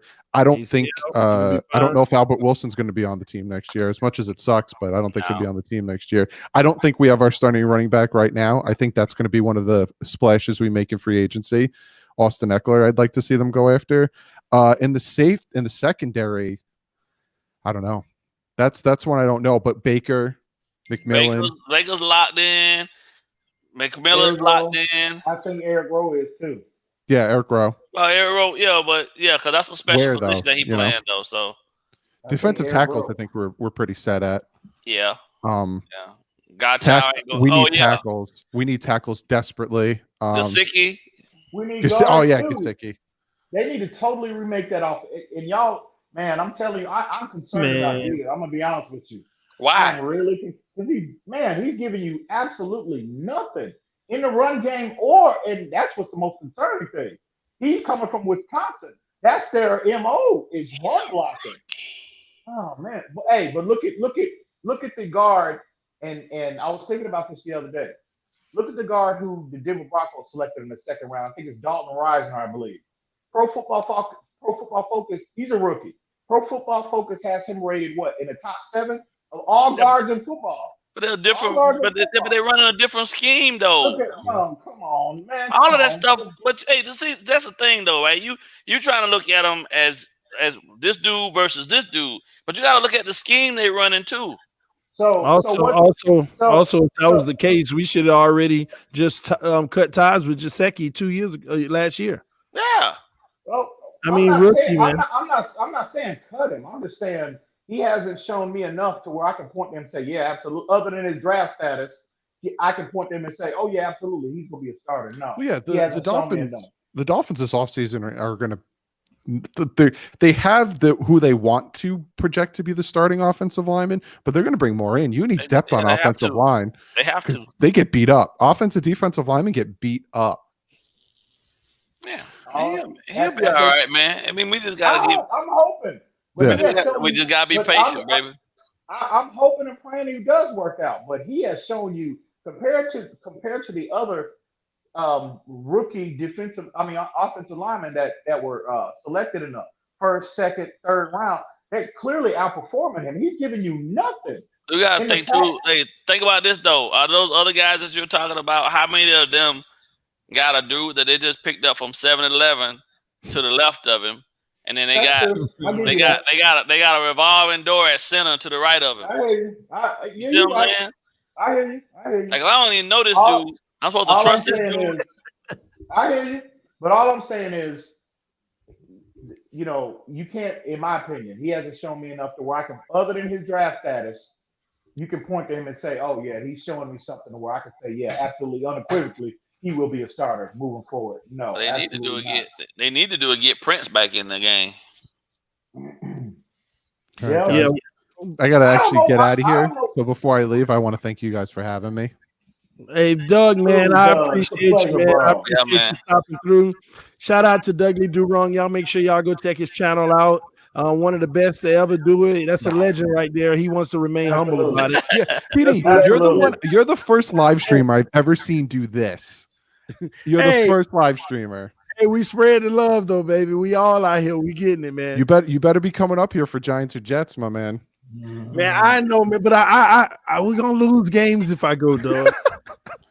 They're telling me not to live stream Sunday. He's convinced himself that going to the games is going to bring us bad luck. So I haven't live streamed the last 2 games, and the Dolphins have won, and now they're telling me not to live stream Sunday. Okay, now I feel free. Doug is But dude, I had a blast. I definitely got to come back and do this again. You guys are awesome to hang out with. I had a blast. Doug, it's a pleasure, bro. Thanks, Doug. We love you, man. I'll hit you up later, bro. All right, man. Sounds good. Peace. Later. All right, man. All right, let's get on this buffoonery real quick, man. This ridiculous from EM. No, I'm just messing with you, man. I appreciate y'all coming through too. But the reason why I had asked that question originally about about these players, any of them being starters, because I just personally feel like we're probably better suited as just trying to identify guys who are going to be very good, solid role players for us on our 53-man roster so that we can feel good that we have the deepest roster in the league when it's all said and done. I think that they're going to fill out the roster so that if any injuries happen, we feel like we have several guys that can come in and get the job done. It doesn't matter. Next man up can really be applied. That's how I put my stock on a lot of these players that's all of a sudden emerging as that guy, and playing well in spurts. Because no matter how well they're playing great in a system together, cohesiveness. But when you get in those playoffs and you playing the best of the best, you do need that superior talent at times to get the job done, to take you over the edge. And that's kind of what EM even argues about, that quarterback position needing to be one of those vocal parts. And I get that. You got to have – I agree with what he says when he say you got to have elite play at the quarterback position in the postseason. I'm just go ahead.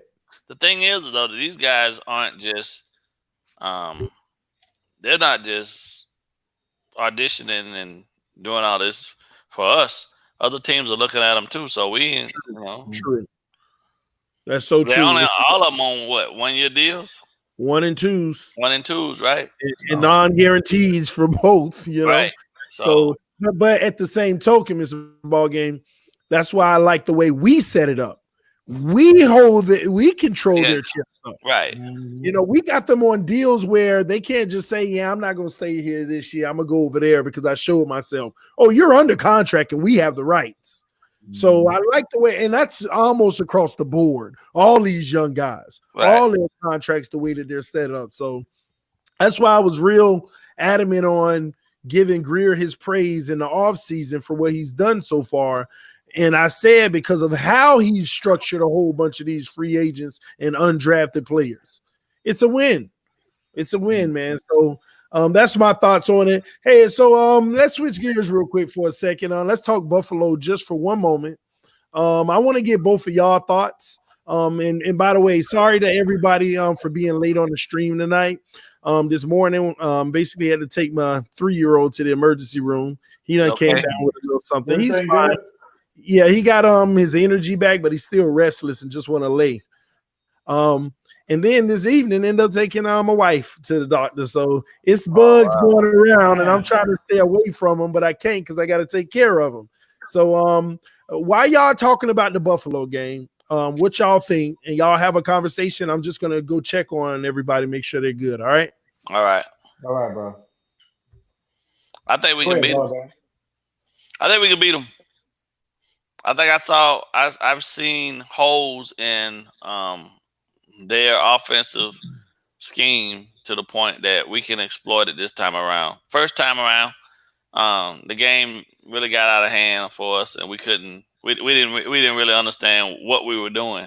You know, I think that was the biggest piece. But with the strides we've made over the last couple of weeks, man, I think we can match up with them, and we can take it to them. You know, their defense was supposed to be their strength, but there's a lot of holes in that too.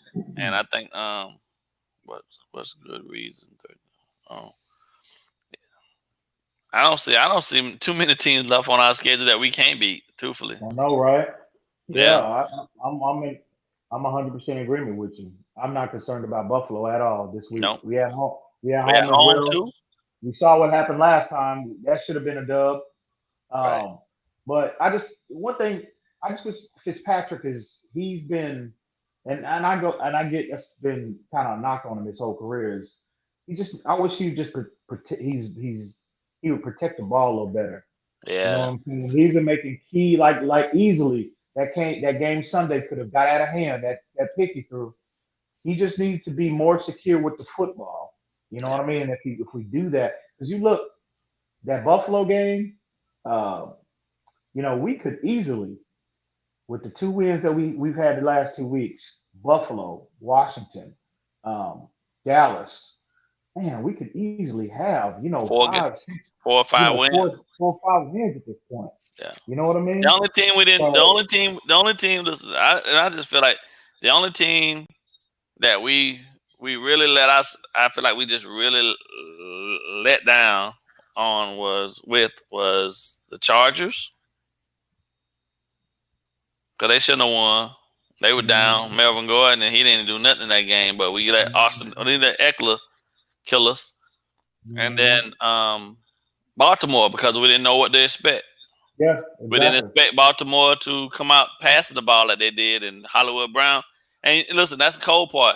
He ain't heard nothing from that dude since the rest of the season. I know, right? He had the game of his career against us. And he ain't seen nothing. Yeah. But to be honest with you, when Flores made the switch and put X on him, that was the beginning of us not hearing from him. X totally took him out of that game. Yeah. He said, "Oh hell no, let me make this adjustment real quick." And X totally erased that dude. So, but yeah, I agree. But yeah, I'm not concerned about Buffalo, bro. I think the one game I'm actually interested in seeing though is how we, even though they only one game ahead of us right now in terms of wins, the Browns game. I'm really looking forward to that game because that's going to be a true test with our secondary. Yeah, because they got, you know what I mean? Talent wise, they have one of the most talented rosters in the league. Yeah, exactly. And I think David Njoku is going to be that tight end. Is he done for the year? I think he's coming back. I think he'll be back. He'll be back. Yeah.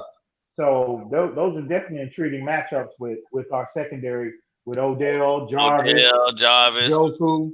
Yeah. So yeah, Galloway will be back too. Yeah, absolutely. So yeah, I'm looking forward to that game to see how we match up. With their receiver, in particular secondary. I'm not really worried about the win. Of course, I want our team to win, but I'm anxious to see how, in particular, Mr. Needham steps up to the challenge. Yeah, matches up with Odell because it don't get any better than Odell. So I'm anxious to see what he looks like. Well, I'll tell you what. If he goes out there and he can neutralize or he can slow down Odell, then I'll jump on board. I'll jump on board with what you were saying in regards to him being the guy opposite X for next season. And we save that money and invest our time and efforts into making sure he's up to speed as best he can be. So we can throw Byron Jones' number away at that point? Yeah. Yeah, hey, listen. If he can go out there and he can slow down Odell, then I don't have anything else to ask of him. Yeah, that's by far arguably one of the most talented wide receivers in the league. Yeah, it don't get any more talented than Odell. Yeah, if he go out there and he can slow him down, then by all means, he definitely skyrockets to the top of my list of being the guy opposite X. And see, that's what impressed me from that perspective about Eric Rowe last week, in particular, his matchup with Eric Ebron. Ebron is a monster. Yeah, he killed us last year. Yeah. You remember what he did to us last year. So I said, once the game started, that is the matchup that I'm going to be paying particularly close attention to. And I don't watch the game twice. Slowed it down, and I was watching possession by possession. And I mean, he had Ebron on lock. You hear me? It was impressive to see. I was like, yeah, well, I think Flores might be onto something with Rowe in that role. And he was undersized against Ebron. He still was out there bodying him up. And in the run game, that's what impressed me the most. Said it. Man, in the run game, I mean, there's two plays that I saw where he absolutely put his head down and shot that gap. And that's and keep in mind, he's a cornerback. He's not a natural safety. He's not a natural safety. He's a converted cornerback to safety. And I was like, that is impressive. But he does have the frame for that. He is a bigger corner, a bigger guy. That's 6'1", 6'2", so absolutely. I think he has been quietly performing at a high level ever since. And that move, that subtle chest move, it went totally unnoticed. After we got rid of Minka, huh? Mm-hmm, absolutely. You see the result.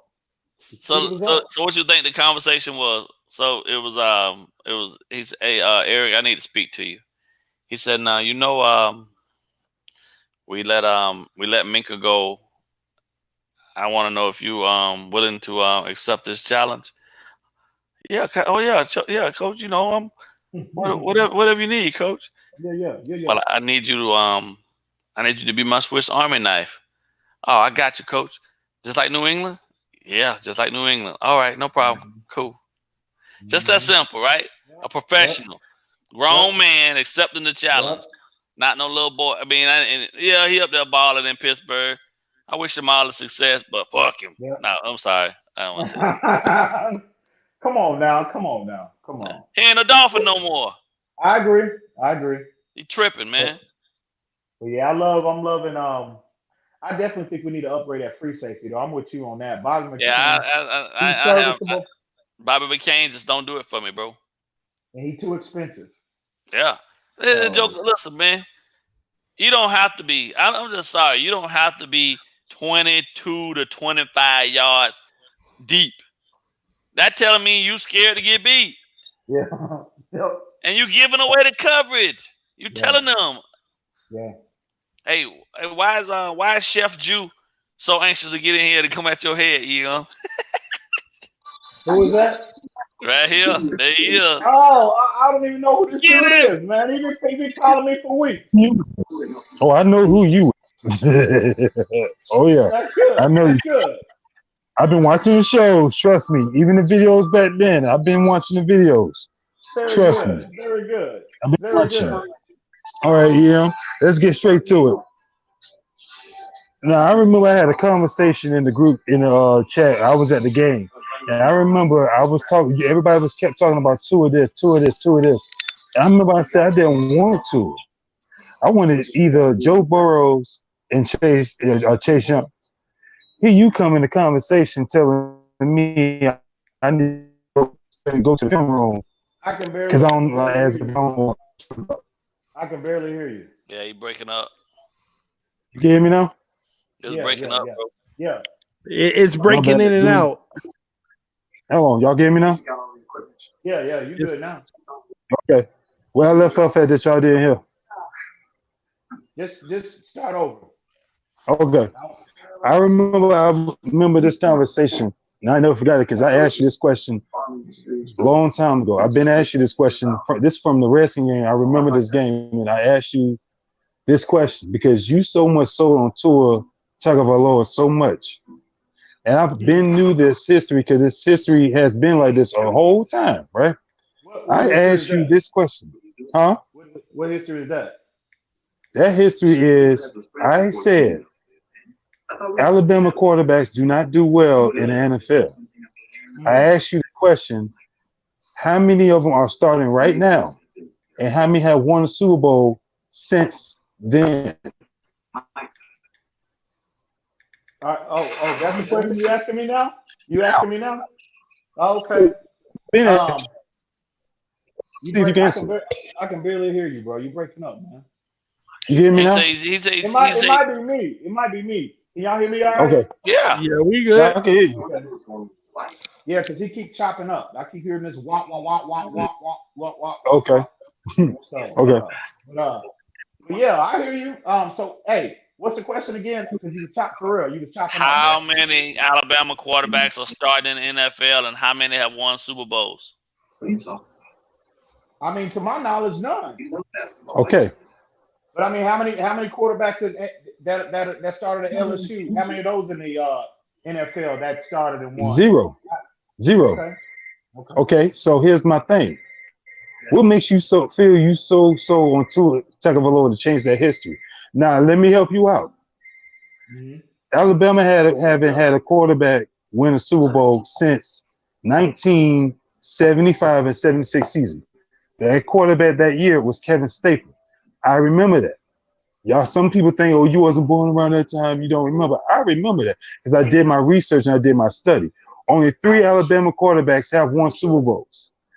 Bart Starr, Joe Namath, and Kevin Staples. Ever since then, Alabama quarterbacks haven't done well. LSU, when they had Jamarcus Russell, he came into the league. I remember that year. He was trash anyway. So my point of it is, you saying Tua may come in here, he's the best prospect coming out in this draft. Yeah, he probably is. My thing is, history has been shown that even in these big schools, Ohio State, they got this quarterback. They win this. They come into the NFL. It's a whole different ball game. Now, yeah, whole different ball game. For Mr. Ball Game, because I learned a lot. And the thing is, I do my research. I don't go to these different websites. The only research I go to is TD. That's your problem right there. That's your problem right there. That's the first problem right there. Go ahead. You're ahead. I think Chef Juice still breaking up. Yeah, he breaking up again. Yeah. Let me move over here right quick. Let me see if y'all can hear me better right here. Hold on. Y'all get me now? Yeah, you good now, Let me bro. turn this up. Damn, Chef, you been All right. holding this for a minute, So bro. Hey, hold up. yeah, because Man, that really go ahead. bothered you, huh? That really bothered you, huh? Yeah, because because my thing is, I look at Tua. I did my research and I look at between him and Burrows. But what I wanted to see was this game. Like everybody, got all this hype about Tua this and Tua that. I don't hate the kid. Don't get me wrong. I don't hate the kid. I see the kid could do something in the NFL if he's in the right system. Now they are projecting him. He could go it's either Joe Burrows or him could go number 1 overall. One of them. Now Burrows TD, you say coming wrong out message. this year. You hear me? Go ahead. Bro. Oh, okay. Tua got another year if he wants to stay another year. Now, will he go to the Bengals? If he goes there, hopefully he can save himself and run around because they right now they got to do a whole rebuild and everything and stuff like that. And for us, we like you said, Mr. Ballgame, we may end up having the 4th overall if the season ended now. My thing is, I'd rather get a defensive end than get a quarterback. Reason why I say that, because like you said, TD, would you rather have a quarterback now or would you have a defensive end with the league is going now? I'd rather get a defensive end. Need a defensive end because we don't really have that many bodies going after quarterback. I understand that we picking up guys here left and right trying to do it and who we could bring a part of the future. I'm supporting this team regardless. If Tua's on this team, Burrow's on this team, we all can agree. We're gonna support this team regardless of wherever they pick and draft it. I can't tell. I know people. Y'all keep saying that I'll support if Tua's on our team. I'll support him. Nah, because I'm real. Y'all spewing at that dude. Oh my God, bro! I hate this man. The hate that y'all spewing. That dude ain't even stepped a foot in Joe Robbie Stadium. I mean the hate. Tua. I'm talking about from TD to the ball game to you and whoever else they have in the panel that's always hating on him. The hate. It's ridiculous. Okay, you ain't hear what I just said, right? I said I don't hate the kid. I ain't say I don't hate the kid. I just know the history of Alabama. I know the history with these LSUs and all these big time schools. That's the thing I'm trying to show you. If Tua comes out, he can prove me wrong. If he prove me wrong, respect to him. I don't hate the kid, like I said. I don't hate the kid. I'm just looking at if you all this talk I've been hearing and reading the videos, going back, checking the videos and stuff like that. Can this kid really come out and win the big games? Because I sat there and watched it last year. He lost to Clemson to a freshman. Now this other kid, now he's not doing well. Kevin, Trevor breaking up Lawrence. Again, y'all, my bad. Cause I you over here, my bad. It's breaking up real bad. Let me move out the way again. Ian, what's your response to that? Hey, Chef. Can you hear me? I can hear you. He probably can hear you. We can't hear him. Okay. I can hear you. TD, well, not necessarily TD, but a lot of people always bring that up, the history about players coming, or the lack thereof, the lack of success players have coming from a different team or a conference, or I somewhat understand that, but me personally, when I'm evaluating players coming from college and particularly being projected to the next level, I totally disregard that because number one, you have to look at the coaching they have. You got to look at the player's individual skill set. I see that. You got to look at their overall body of work. So, so if what's his name? McCarron's AJ McCarron. I guess he was the probably last known Alabama quarterback to make it to the league. He was garbage. I give you that, absolute garbage.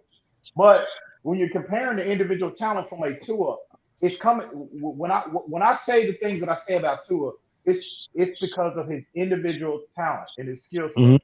And I think it would be a seamless transition to the next level. In particular, in the schemes that we implement and that we run, because he's running a lot of those similar concepts at Alabama. All that, you have to factor in all of those things when evaluating the talent, especially at that position. And I want to Right.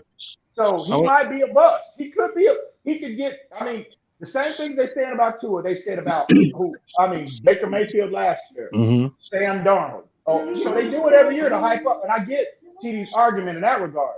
But I'm just telling you what I see, and I'm like, damn. And Saturday, again, he put that on display for the world into his talent level.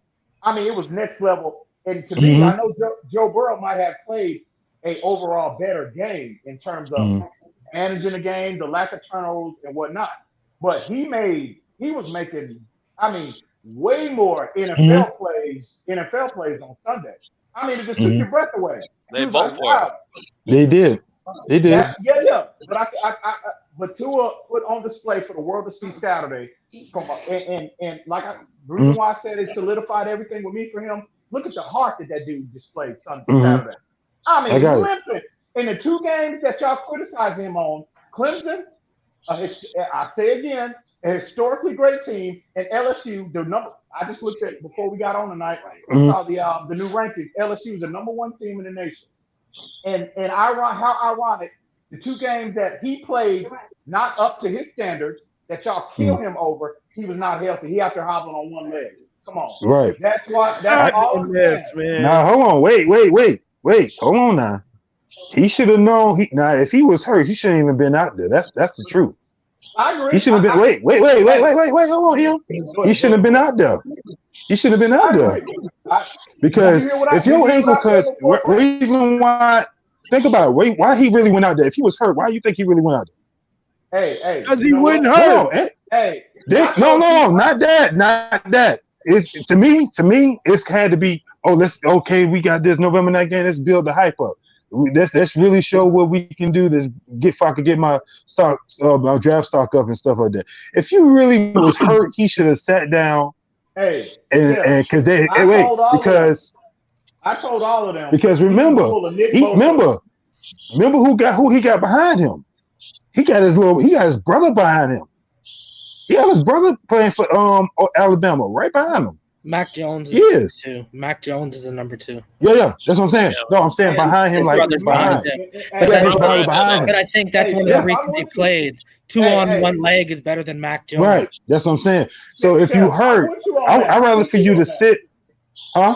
I'm with you on that, and I told everybody I would rather him take Nick Bosa and take the rest of the year off. Did I not exactly? Say that? Bro, y'all did say that. No, he did say that. The man is hurt. The man ain't hurt. Ain't nothing wrong with Tua. Okay, TD. See, thank you, TD. Thank you. That's fine. He said my ankle felt just fine. Okay. Yes, he did. Tua after the game said my ankle felt just fine. I just suck. I just suck. Of course he's gonna say that. He said my ankles felt just fine. I just suck. Yes, he. I just they suck. kept zooming in on the game. Did you see me fumble without anybody hitting me? I just suck, y'all. That's what it was. Like I said, if you know what you're looking at, I say again, if you know what you're looking at, he showed the world, the entire world, why why these people are grading him that high. Nah. PFF, PFF just went through today and they did a cross comparison between the two, and they actually graded Burrow higher than him. Sure, yes, they did. What in that particular game? In that game? No, overall. This season. Hey, I don't reference PFF as gospel. I know. Yeah, we know. But I don't. We know, man. I don't. Hey, Ian Dolphin get all his football news from TMZ. TMZ, man. No. Travis, man. Travis, there you go. Travis is spot on, bro. Travis is really good.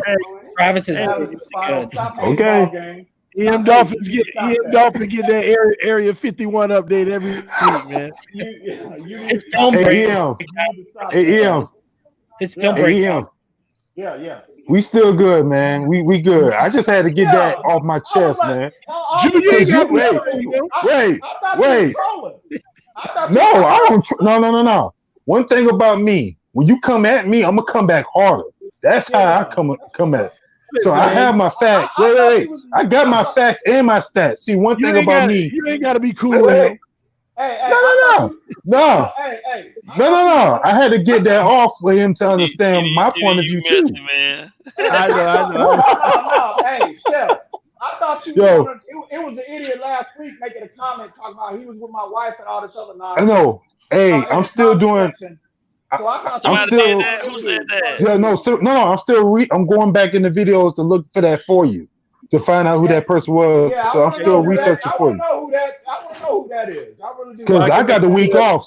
Hey, I'm on vacation right now. I got the week off until next week, Thanksgiving. So I got plenty of time on my head.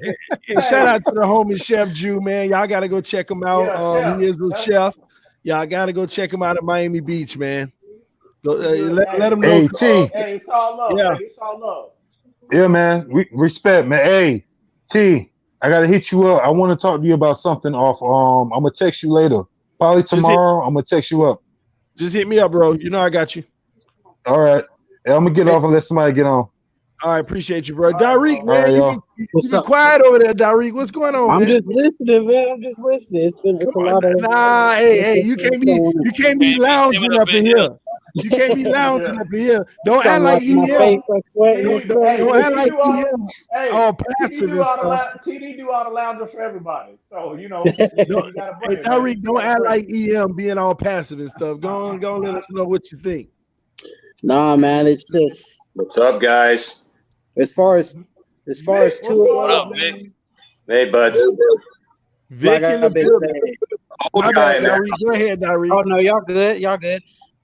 There's just I haven't seen enough from Tua to even want the Dolphins to draft.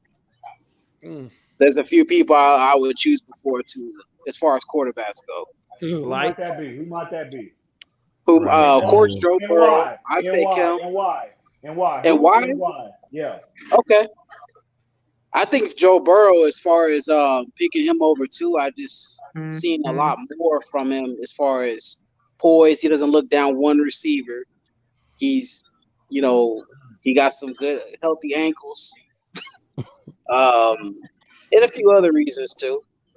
Tua, I just feel like in the big stage, he hasn't really shown up in my opinion. He's got a national championship on his resume. Yeah, right? But he came in after somebody got hurt. As a starter, he hasn't won. Okay. If that makes any sense. That's legitimate. Like I always said, the durability concerns are a legitimate argument that you can make with him. That's 2 years in a row. It's 2 years in a row he's been hurt. I can't argue that. But I'm talking about in Burrow, like I said, Burrow, what he's done with his team winning, his overall team success is impressive. But it's not astronomical. Like they're comparing like Florida. Look at Florida's ranked 12th now. Look at Auburn. Yeah. They beat Auburn and Florida and Alabama. And they're acting like, damn, they beat Ohio State, Clemson, and Alabama. Come on, man. Well, I think with Joe Burrow, though, I think what makes him special, it's like there's been multiple times throughout the year where they was like he showed up and did his job to win the game. I've yet to see that with Tua. Those are two top 15 defenses. So what if Joe Burrow? What if Georgia beats LSU? What if they lose? And they gonna lose. I'm telling you, they're not gonna. What if? What if? Hey, you heard it first. Who you said was gonna win? Alabama or LSU? Who did you say was gonna win? I told y'all. If you go back and run the film. I told y'all LSU was a better overall team than Alabama. Y'all laughed. That ain't what we asked you just now. I asked you who did you say was gonna win? I told you I wasn't concerned about who won. That has nothing. That game had no bearing on when you're comparing Tua and Joe Burrow as prospects. The only thing that game did for me was about playoff implications. Nothing more. Because I told you, Tua, everything that I've seen on both of them, Tua is solidified with me. I would rather, All right. like I said, he shouldn't even play in I that don't game. see how he is solidified, man. I still have to see a lot more. Talk to us, Vic. What's your thoughts, man? Guys, I'm just a regular fan. You know, I enjoy TD's show because of the fact I learn a lot. You know, him and Doug, they teach me every day. But you know what? I just want the best team that this guy can put in. Flores is doing a great job. And I want the best team he can put together so we have a good team, not a great team, a good team that can operate every day and do the best thing he can do every day on a regular basis instead of at up and down every day. That's it. Are you impressed with Flores so far? You know what? It's too early. I think we still got to wait through the season and see what happens in the draft. I think he did a good job. And what about this season, though? What do you think we're going to end up? I think, like I said before, I think we're going to end up with 5, 6 wins after this come up. So I think from right now until the end, we're going to win probably 3, 4 more games. And that's good. They're going to be a team instead of this bunch of people just thrown together. It's going to take good 5, 6 weeks to get together. After that, then that's pride, man. It's pride to want to win. You know, they're going to have that, we are the worst in the league. No, we're not going to be the worst in the league. We're going to beat this thing. Exactly. And what's your priority? With what you know now about the game, what's your priority? Your top priority in the draft? I just want a good, solid line on both sides because you're going to have a good line. You're going to protect your quarterback, and you're still going to have the defense. Our defense is doing great. I think our defense is the best right now that we've been since we started. So I think our defense is going to get better. So after we get better, 2 pieces maybe at the most, and then you got a great defense. So, I think the O-line, get a few pieces there. Get a good quarterback. You don't have to have a great quarterback. Get a good quarterback. If I like Burrow, I like Tua, I'll take either one of them. But you get a good team there. Fitzpatrick's doing great. I love him to stay another year. And then after that, you get your quarterback, you get a draft, you get Ryan, and you get Rosen. I don't think Rosen has the leadership qualities to stay. He hasn't had it. I don't see the fire in him to be a leader on our team. We need somebody who can take that team, grab him by the collar, and say, "Come on, you're playing with me. We're going to lead this charge, and we're the best we can be." And Rosen, he is. Hey, Vic, I apologize. Let me pause you real quick. Go ahead. It's funny you bring up Rosen. TD said that was our franchise quarterback after 2 decent throws. Remember that? He said he was our franchise quarterback. Why you keep on lying to people? I just want to interject that. I'm sorry to interrupt you. Why you keep lying? Go ahead, Vic. Go ahead. I haven't heard TD say that in a year and a half. 2 throws.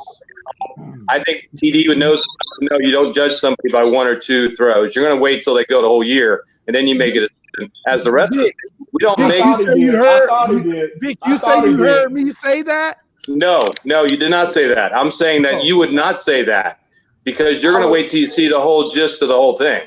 I thought he knew better. But yeah. EM just trying to give himself more credibility. Any good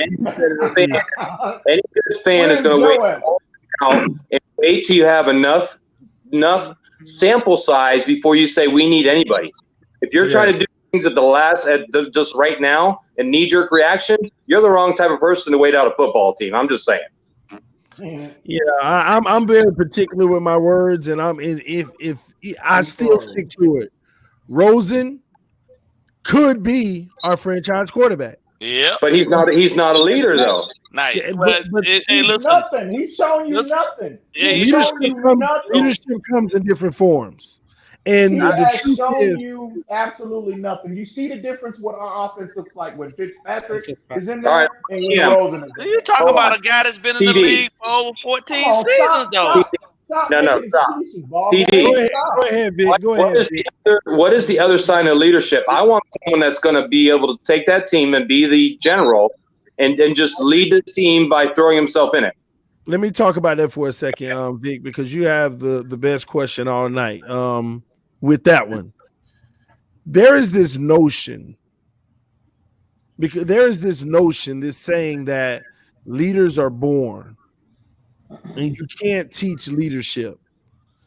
And I disagree with that wholeheartedly. And it's not on Rosen, to be honest, for his leadership to grow. It's on Brian Flores and Coach O'Shea for his leadership to grow. You have to instill an environment that can breed leadership out of him. And I think a lot of that started this offseason when Flores broke him down, cursing him out on the field, making him feel like nothing's going to be given. It can only be earned. And once Rosen earns that, he's going to learn more and more about how to become a leader. I'm not disagreeing with you, Vic.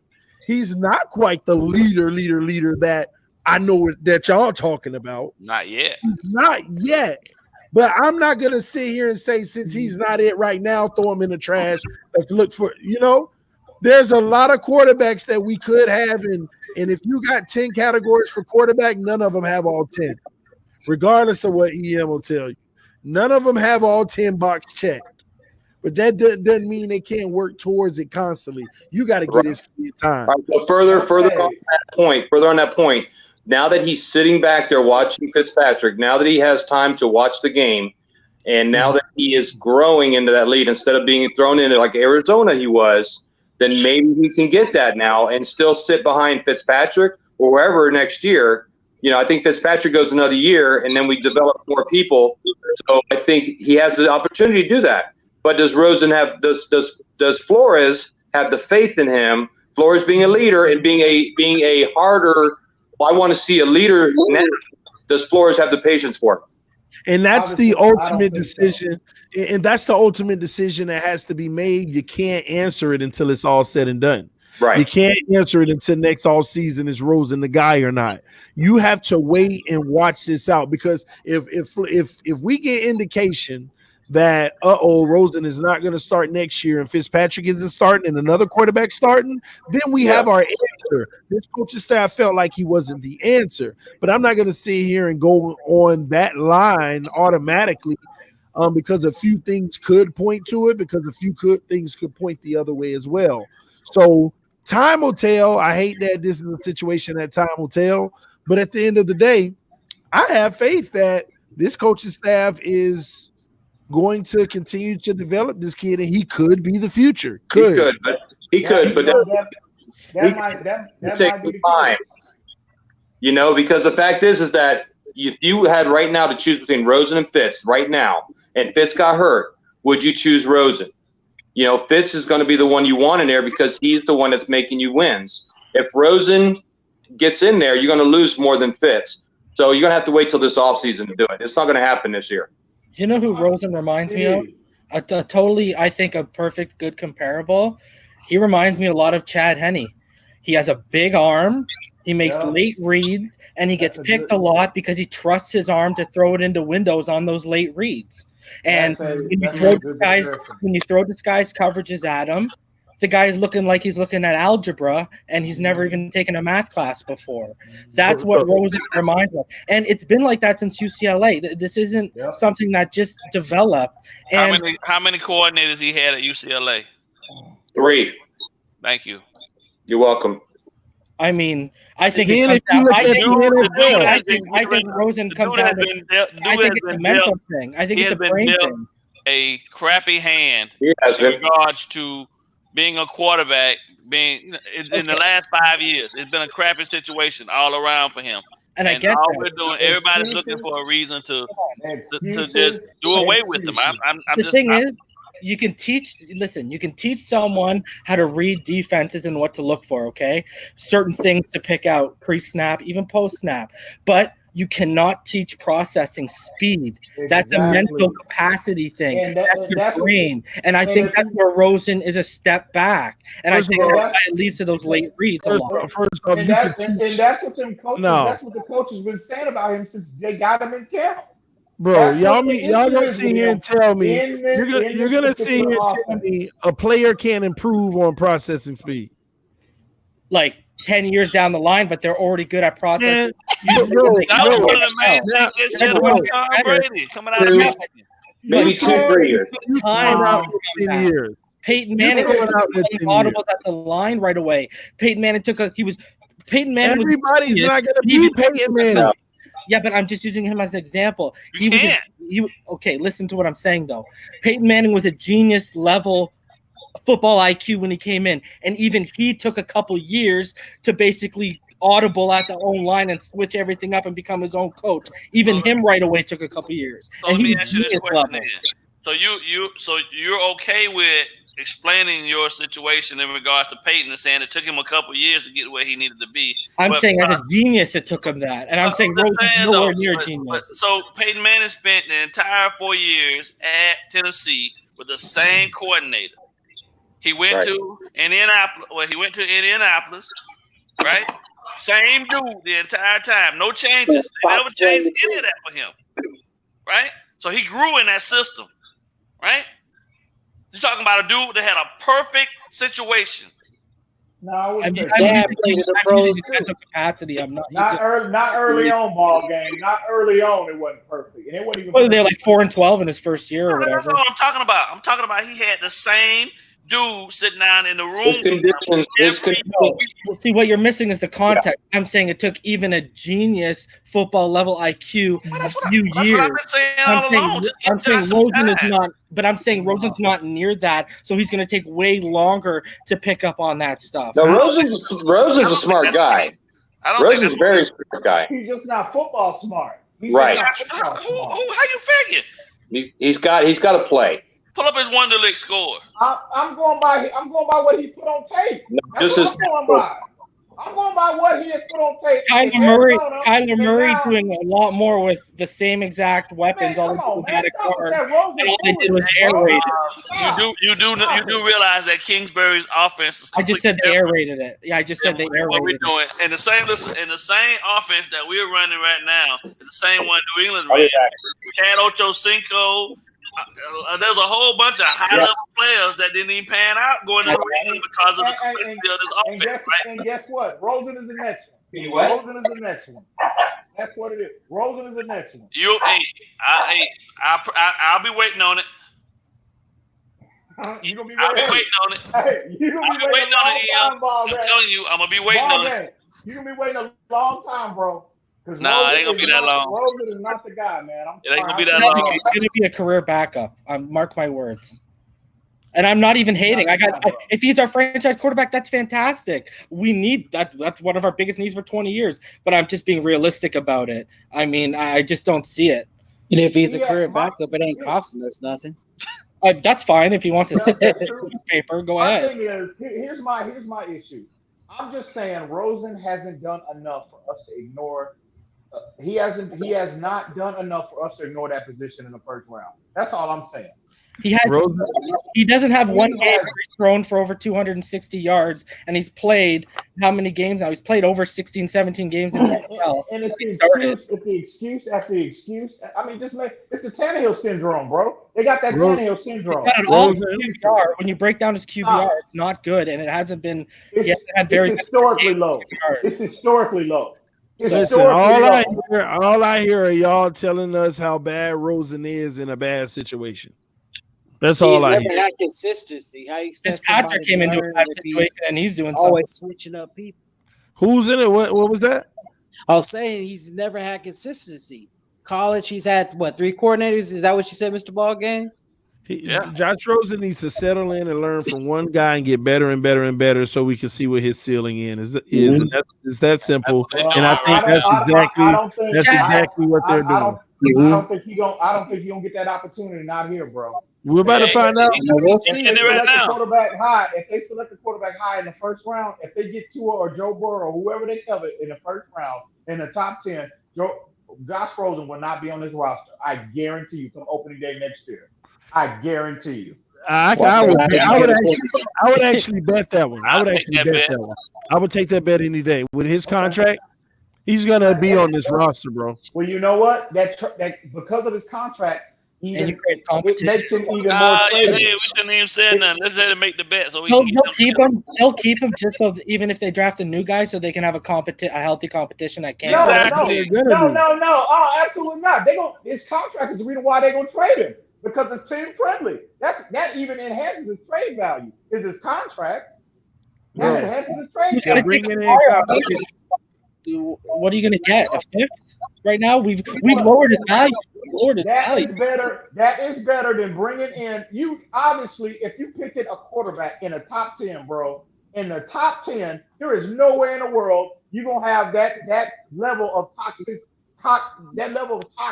in your quarterback room with Josh Rosen sitting there and your number one pick. Come on, man.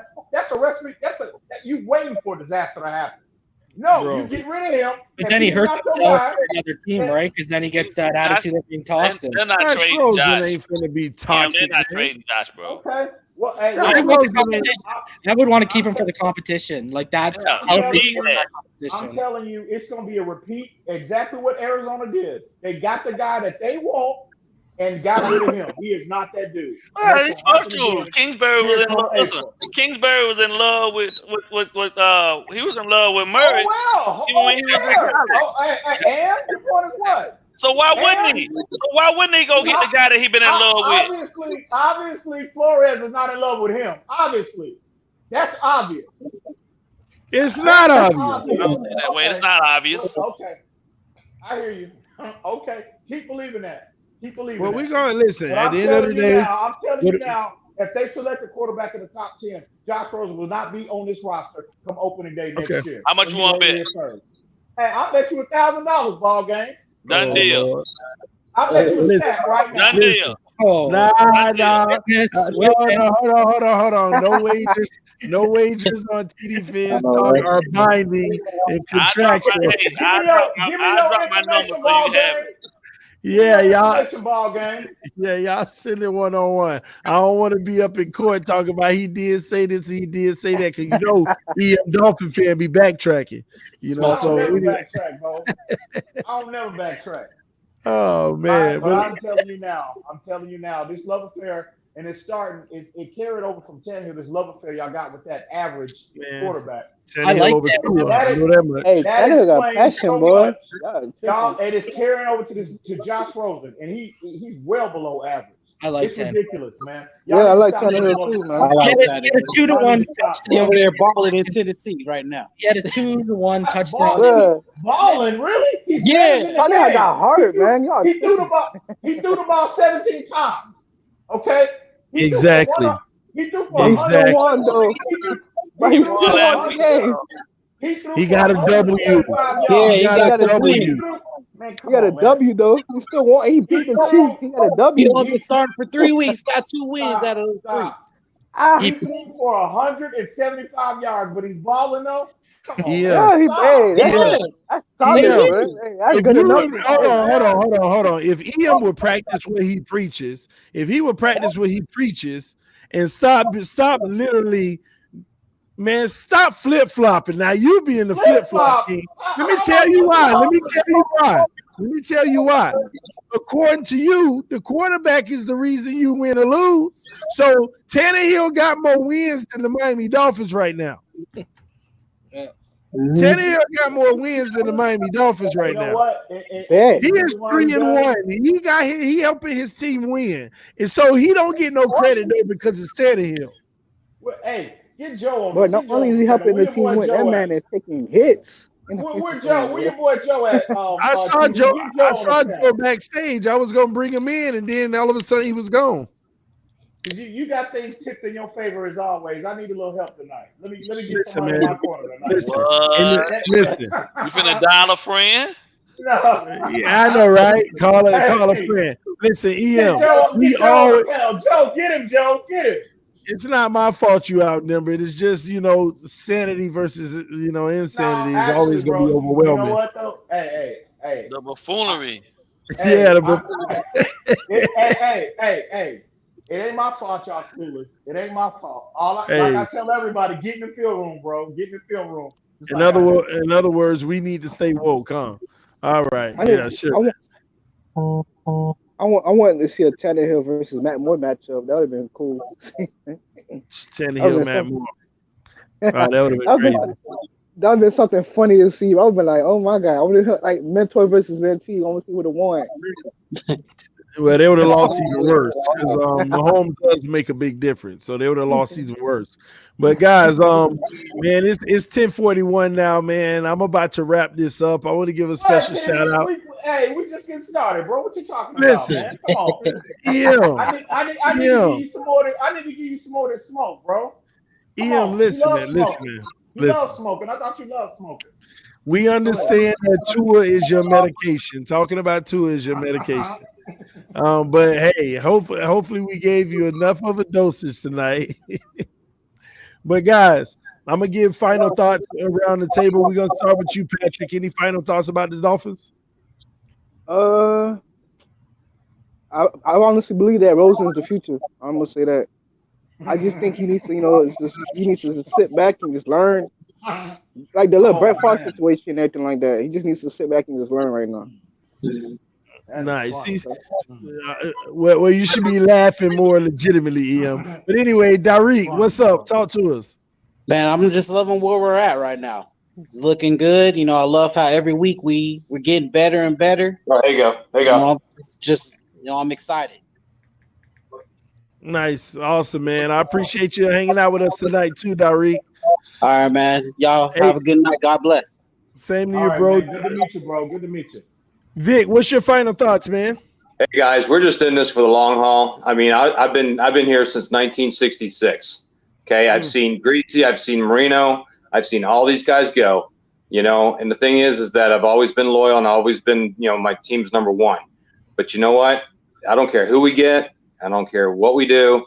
But you know what? I'm hoping every day we get better. So you know what? I'm going to support this team and do the best we can all the time. Fins up, baby. Hey, Vic. Yeah. You know what? I want to ask you one more question, Vic. Go ahead. Were you a Tannehill guy?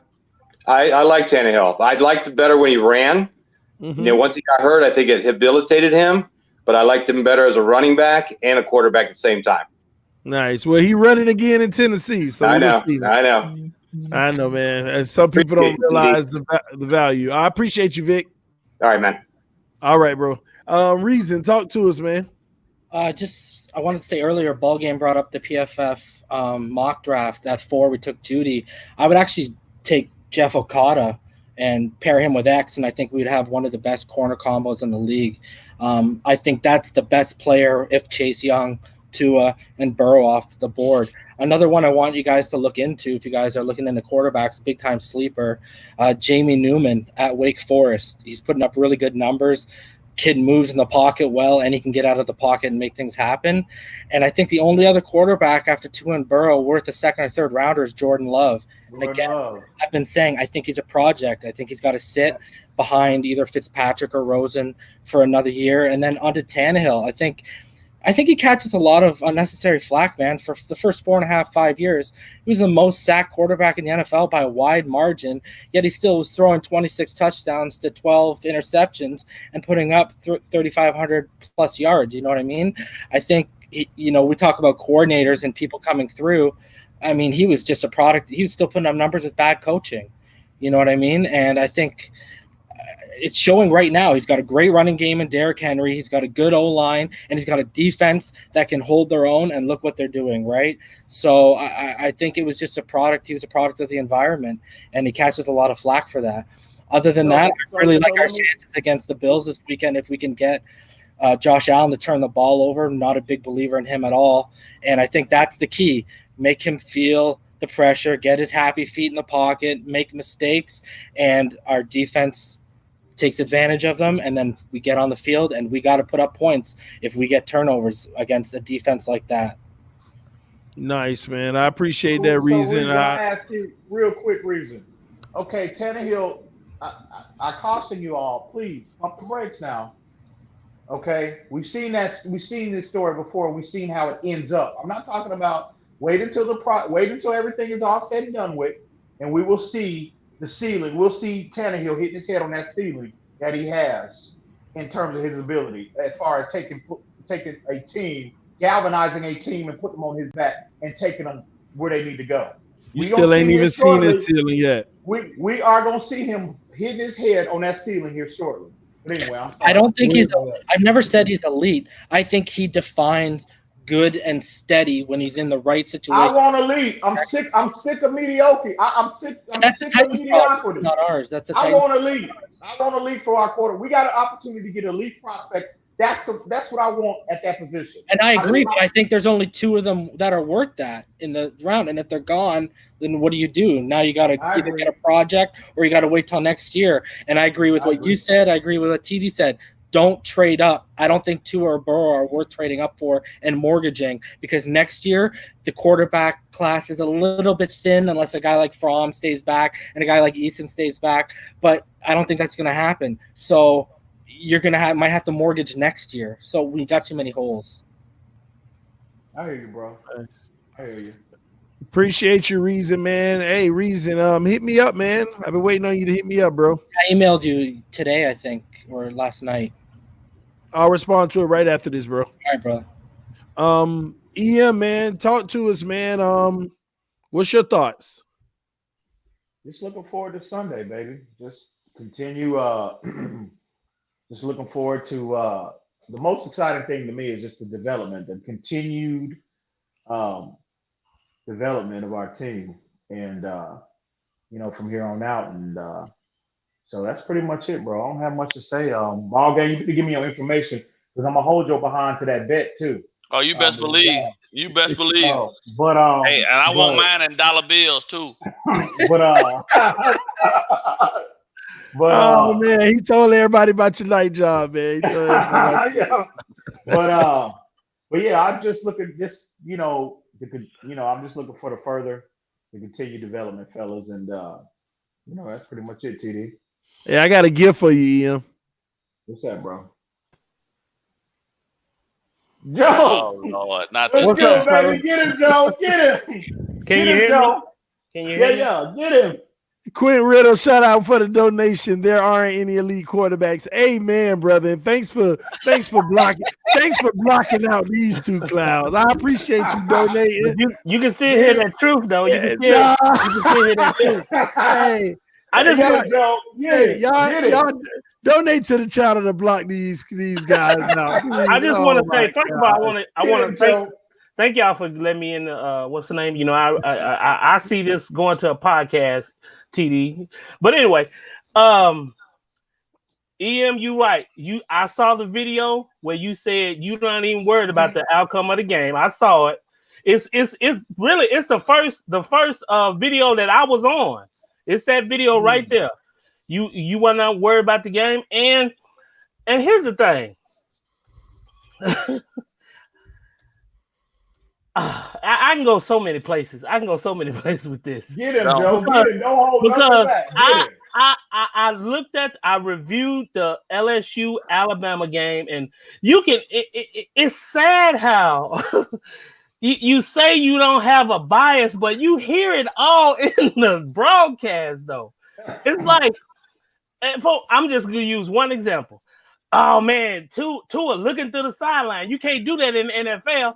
I saw twice Joe Burrow look to the sideline, and I'm like, at times. And now they say, see, that's the flip flop. At times, when Tua looked to the sideline, they say, see, right there, he can't be a pro.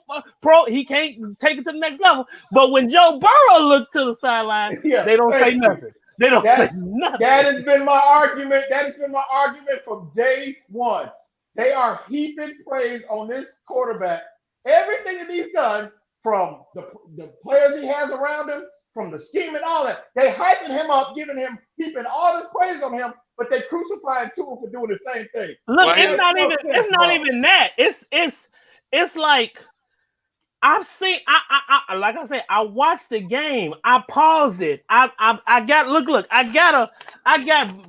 earmarks, double marks. Tua just reading the whole defense.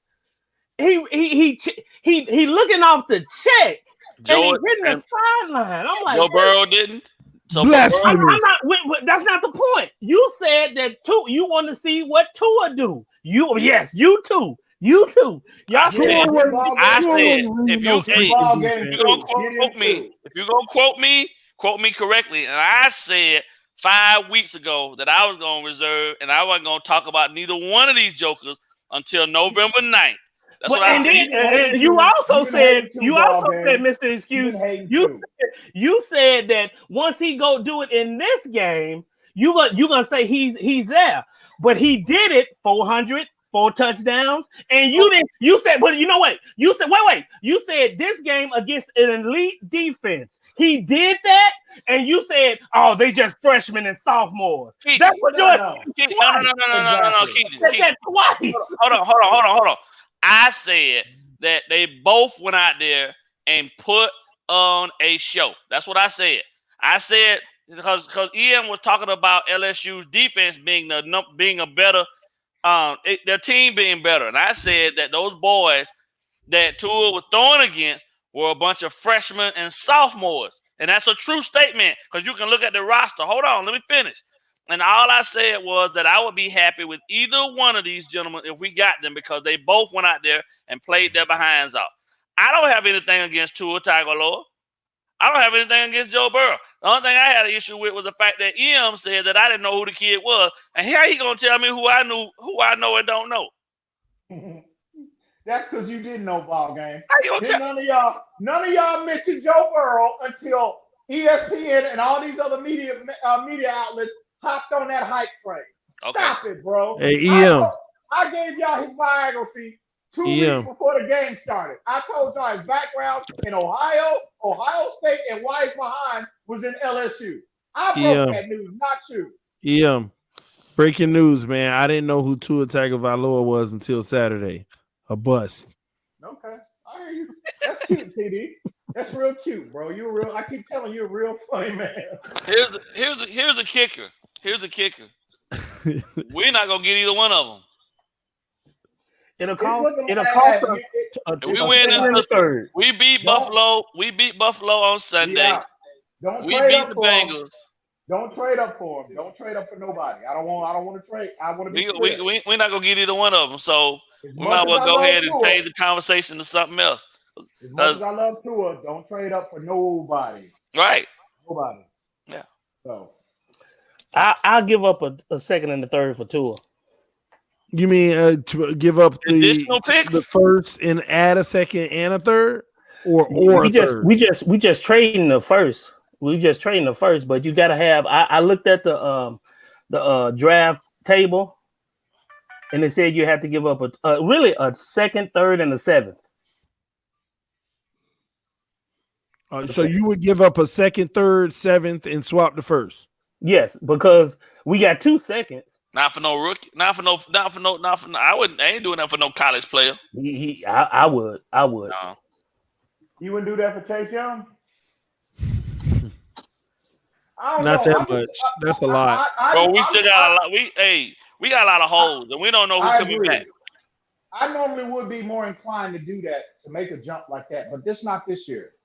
Not in this year's draft. You know what I mean? I just think if you look at the strength, the way they're projecting things to go, the strength of the draft is tailored perfect for to address. So even that third.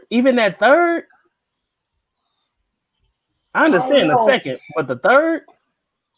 I don't know, bro. I just don't want to trade. I just don't want to trade. Not this year, man. Not this year. Not this year. I love Tua, but I don't. Let me tell y'all. What, yeah, here's the crazy part, because I understand what Joe Blow talking about, man. It's like you got all these guys that's right here, man. We got all these assets. Why not just take a few of them? But that would kind of go against the whole patience theme that they're trying to accomplish, man. You gotta just pick where you pick. Bring in as much talent as you can, the best players you can out of all 14 picks, and bring in as much as you can and see that's the element that we can't overlook. This coaching staff is looking to develop talent. Yeah. So those second rounders, those third rounders, those fourth rounders, you want as many as possible, because if you can make them a guy who should have been drafted in the first round, you're trying to find as many Nick Needhams as possible. Exactly. I'd rather find Preston Williams on the free agency. Hey, but if you look at how New England, the philosophy that New England do every year come draft time, they're constantly trading out of the first round. Trade back. Second, third, fourth, fifth, because their belief is that is where you can find the most value. Yeah. And I agree with that. Yeah. But if I'm going to entertain trading up, though, I want to keep 2 first-round picks in this year. This year's draft. No. See, but you do. I can see us trading out. I can see us trading back. You keep all 3 of them. You just give the 2nd and the 3rd and the 7th. Well, it depends on where. It just depends on where Still we giving fall away as well. That's 3 other players that we can find. I mean, maybe the 7th round I'm not tripping on, but a 2nd and a 3rd, those are potential. Those are guys that could potentially be starters for us somewhere. They're potential firsts, you know. At the end of the day, whenever you develop their talent, I don't think they first, but well, look at what. Listen, so if you, in theory, right, that one of those seconds is going to be either like right at the top of the right at the top of the 2nd round. Yeah. All of those picks, those first 8 picks, that 33 to 40, those are essentially late round first. They just don't have enough slots. They used to be, you know what I mean? The rounds used to be that long. They just cut them down to 32. But those guys are potentially the guys that still are first round talent players. If I could give up one of those guys, I would give up that Saints 2nd. Well, that's gonna be well, we don't know what that's gonna look like, but I don't know, man. I just I want to come out. I want to come out of this draft in the 1st round with a minimum of 2 first-round picks. If I'm going to entertain a trade, right now, if I'm gonna move a pick in addition to our first pick, I'm gonna try to move one from next year. Yeah, you know what I'm saying? I'm gonna try to move package one from next year, and I think that might be why. That might be why they that might fall if we decide to trade up for one of them. I'm gonna step out, y'all. I'll be back. Okay, that would be ideal. So, but we'll see, man. It's still a long time. We need to do a draft. Well, TD, I'll be in communication with you about that. Yeah, I mean, if y'all want, as a matter of fact, we probably should do it together, man. A mock draft. I could do a screen share and have us on the side, right. And we can talk through them all. I was thinking like we can all do like because I do that anyway, just by hobby. But we can start researching potential players that could be fits for us as well. Yeah. Like before the draft, and just kind of engage in dialogue about those players. We can look at film and everything, man. Absolutely. I'm good with it. Since you the film connoisseur, but well, I'm glad you recognize, because boy, your film study, I don't know. I hear you. I hear you. Just all I said is, if we do that, I would like to I would like to show the world my analysis on prospects. So, all right, let's do it, man. Just hit me up. Just hit me up, man. But hey, man, we're about to get up out of here for the night. It's always a pleasure, bro. Always a pleasure, bro. Y'all dropped that $1,000 bet, man. We'll need to be touching other people's pockets. If you win ball game, I'm gonna have to send you something, bro. I'm a man of my.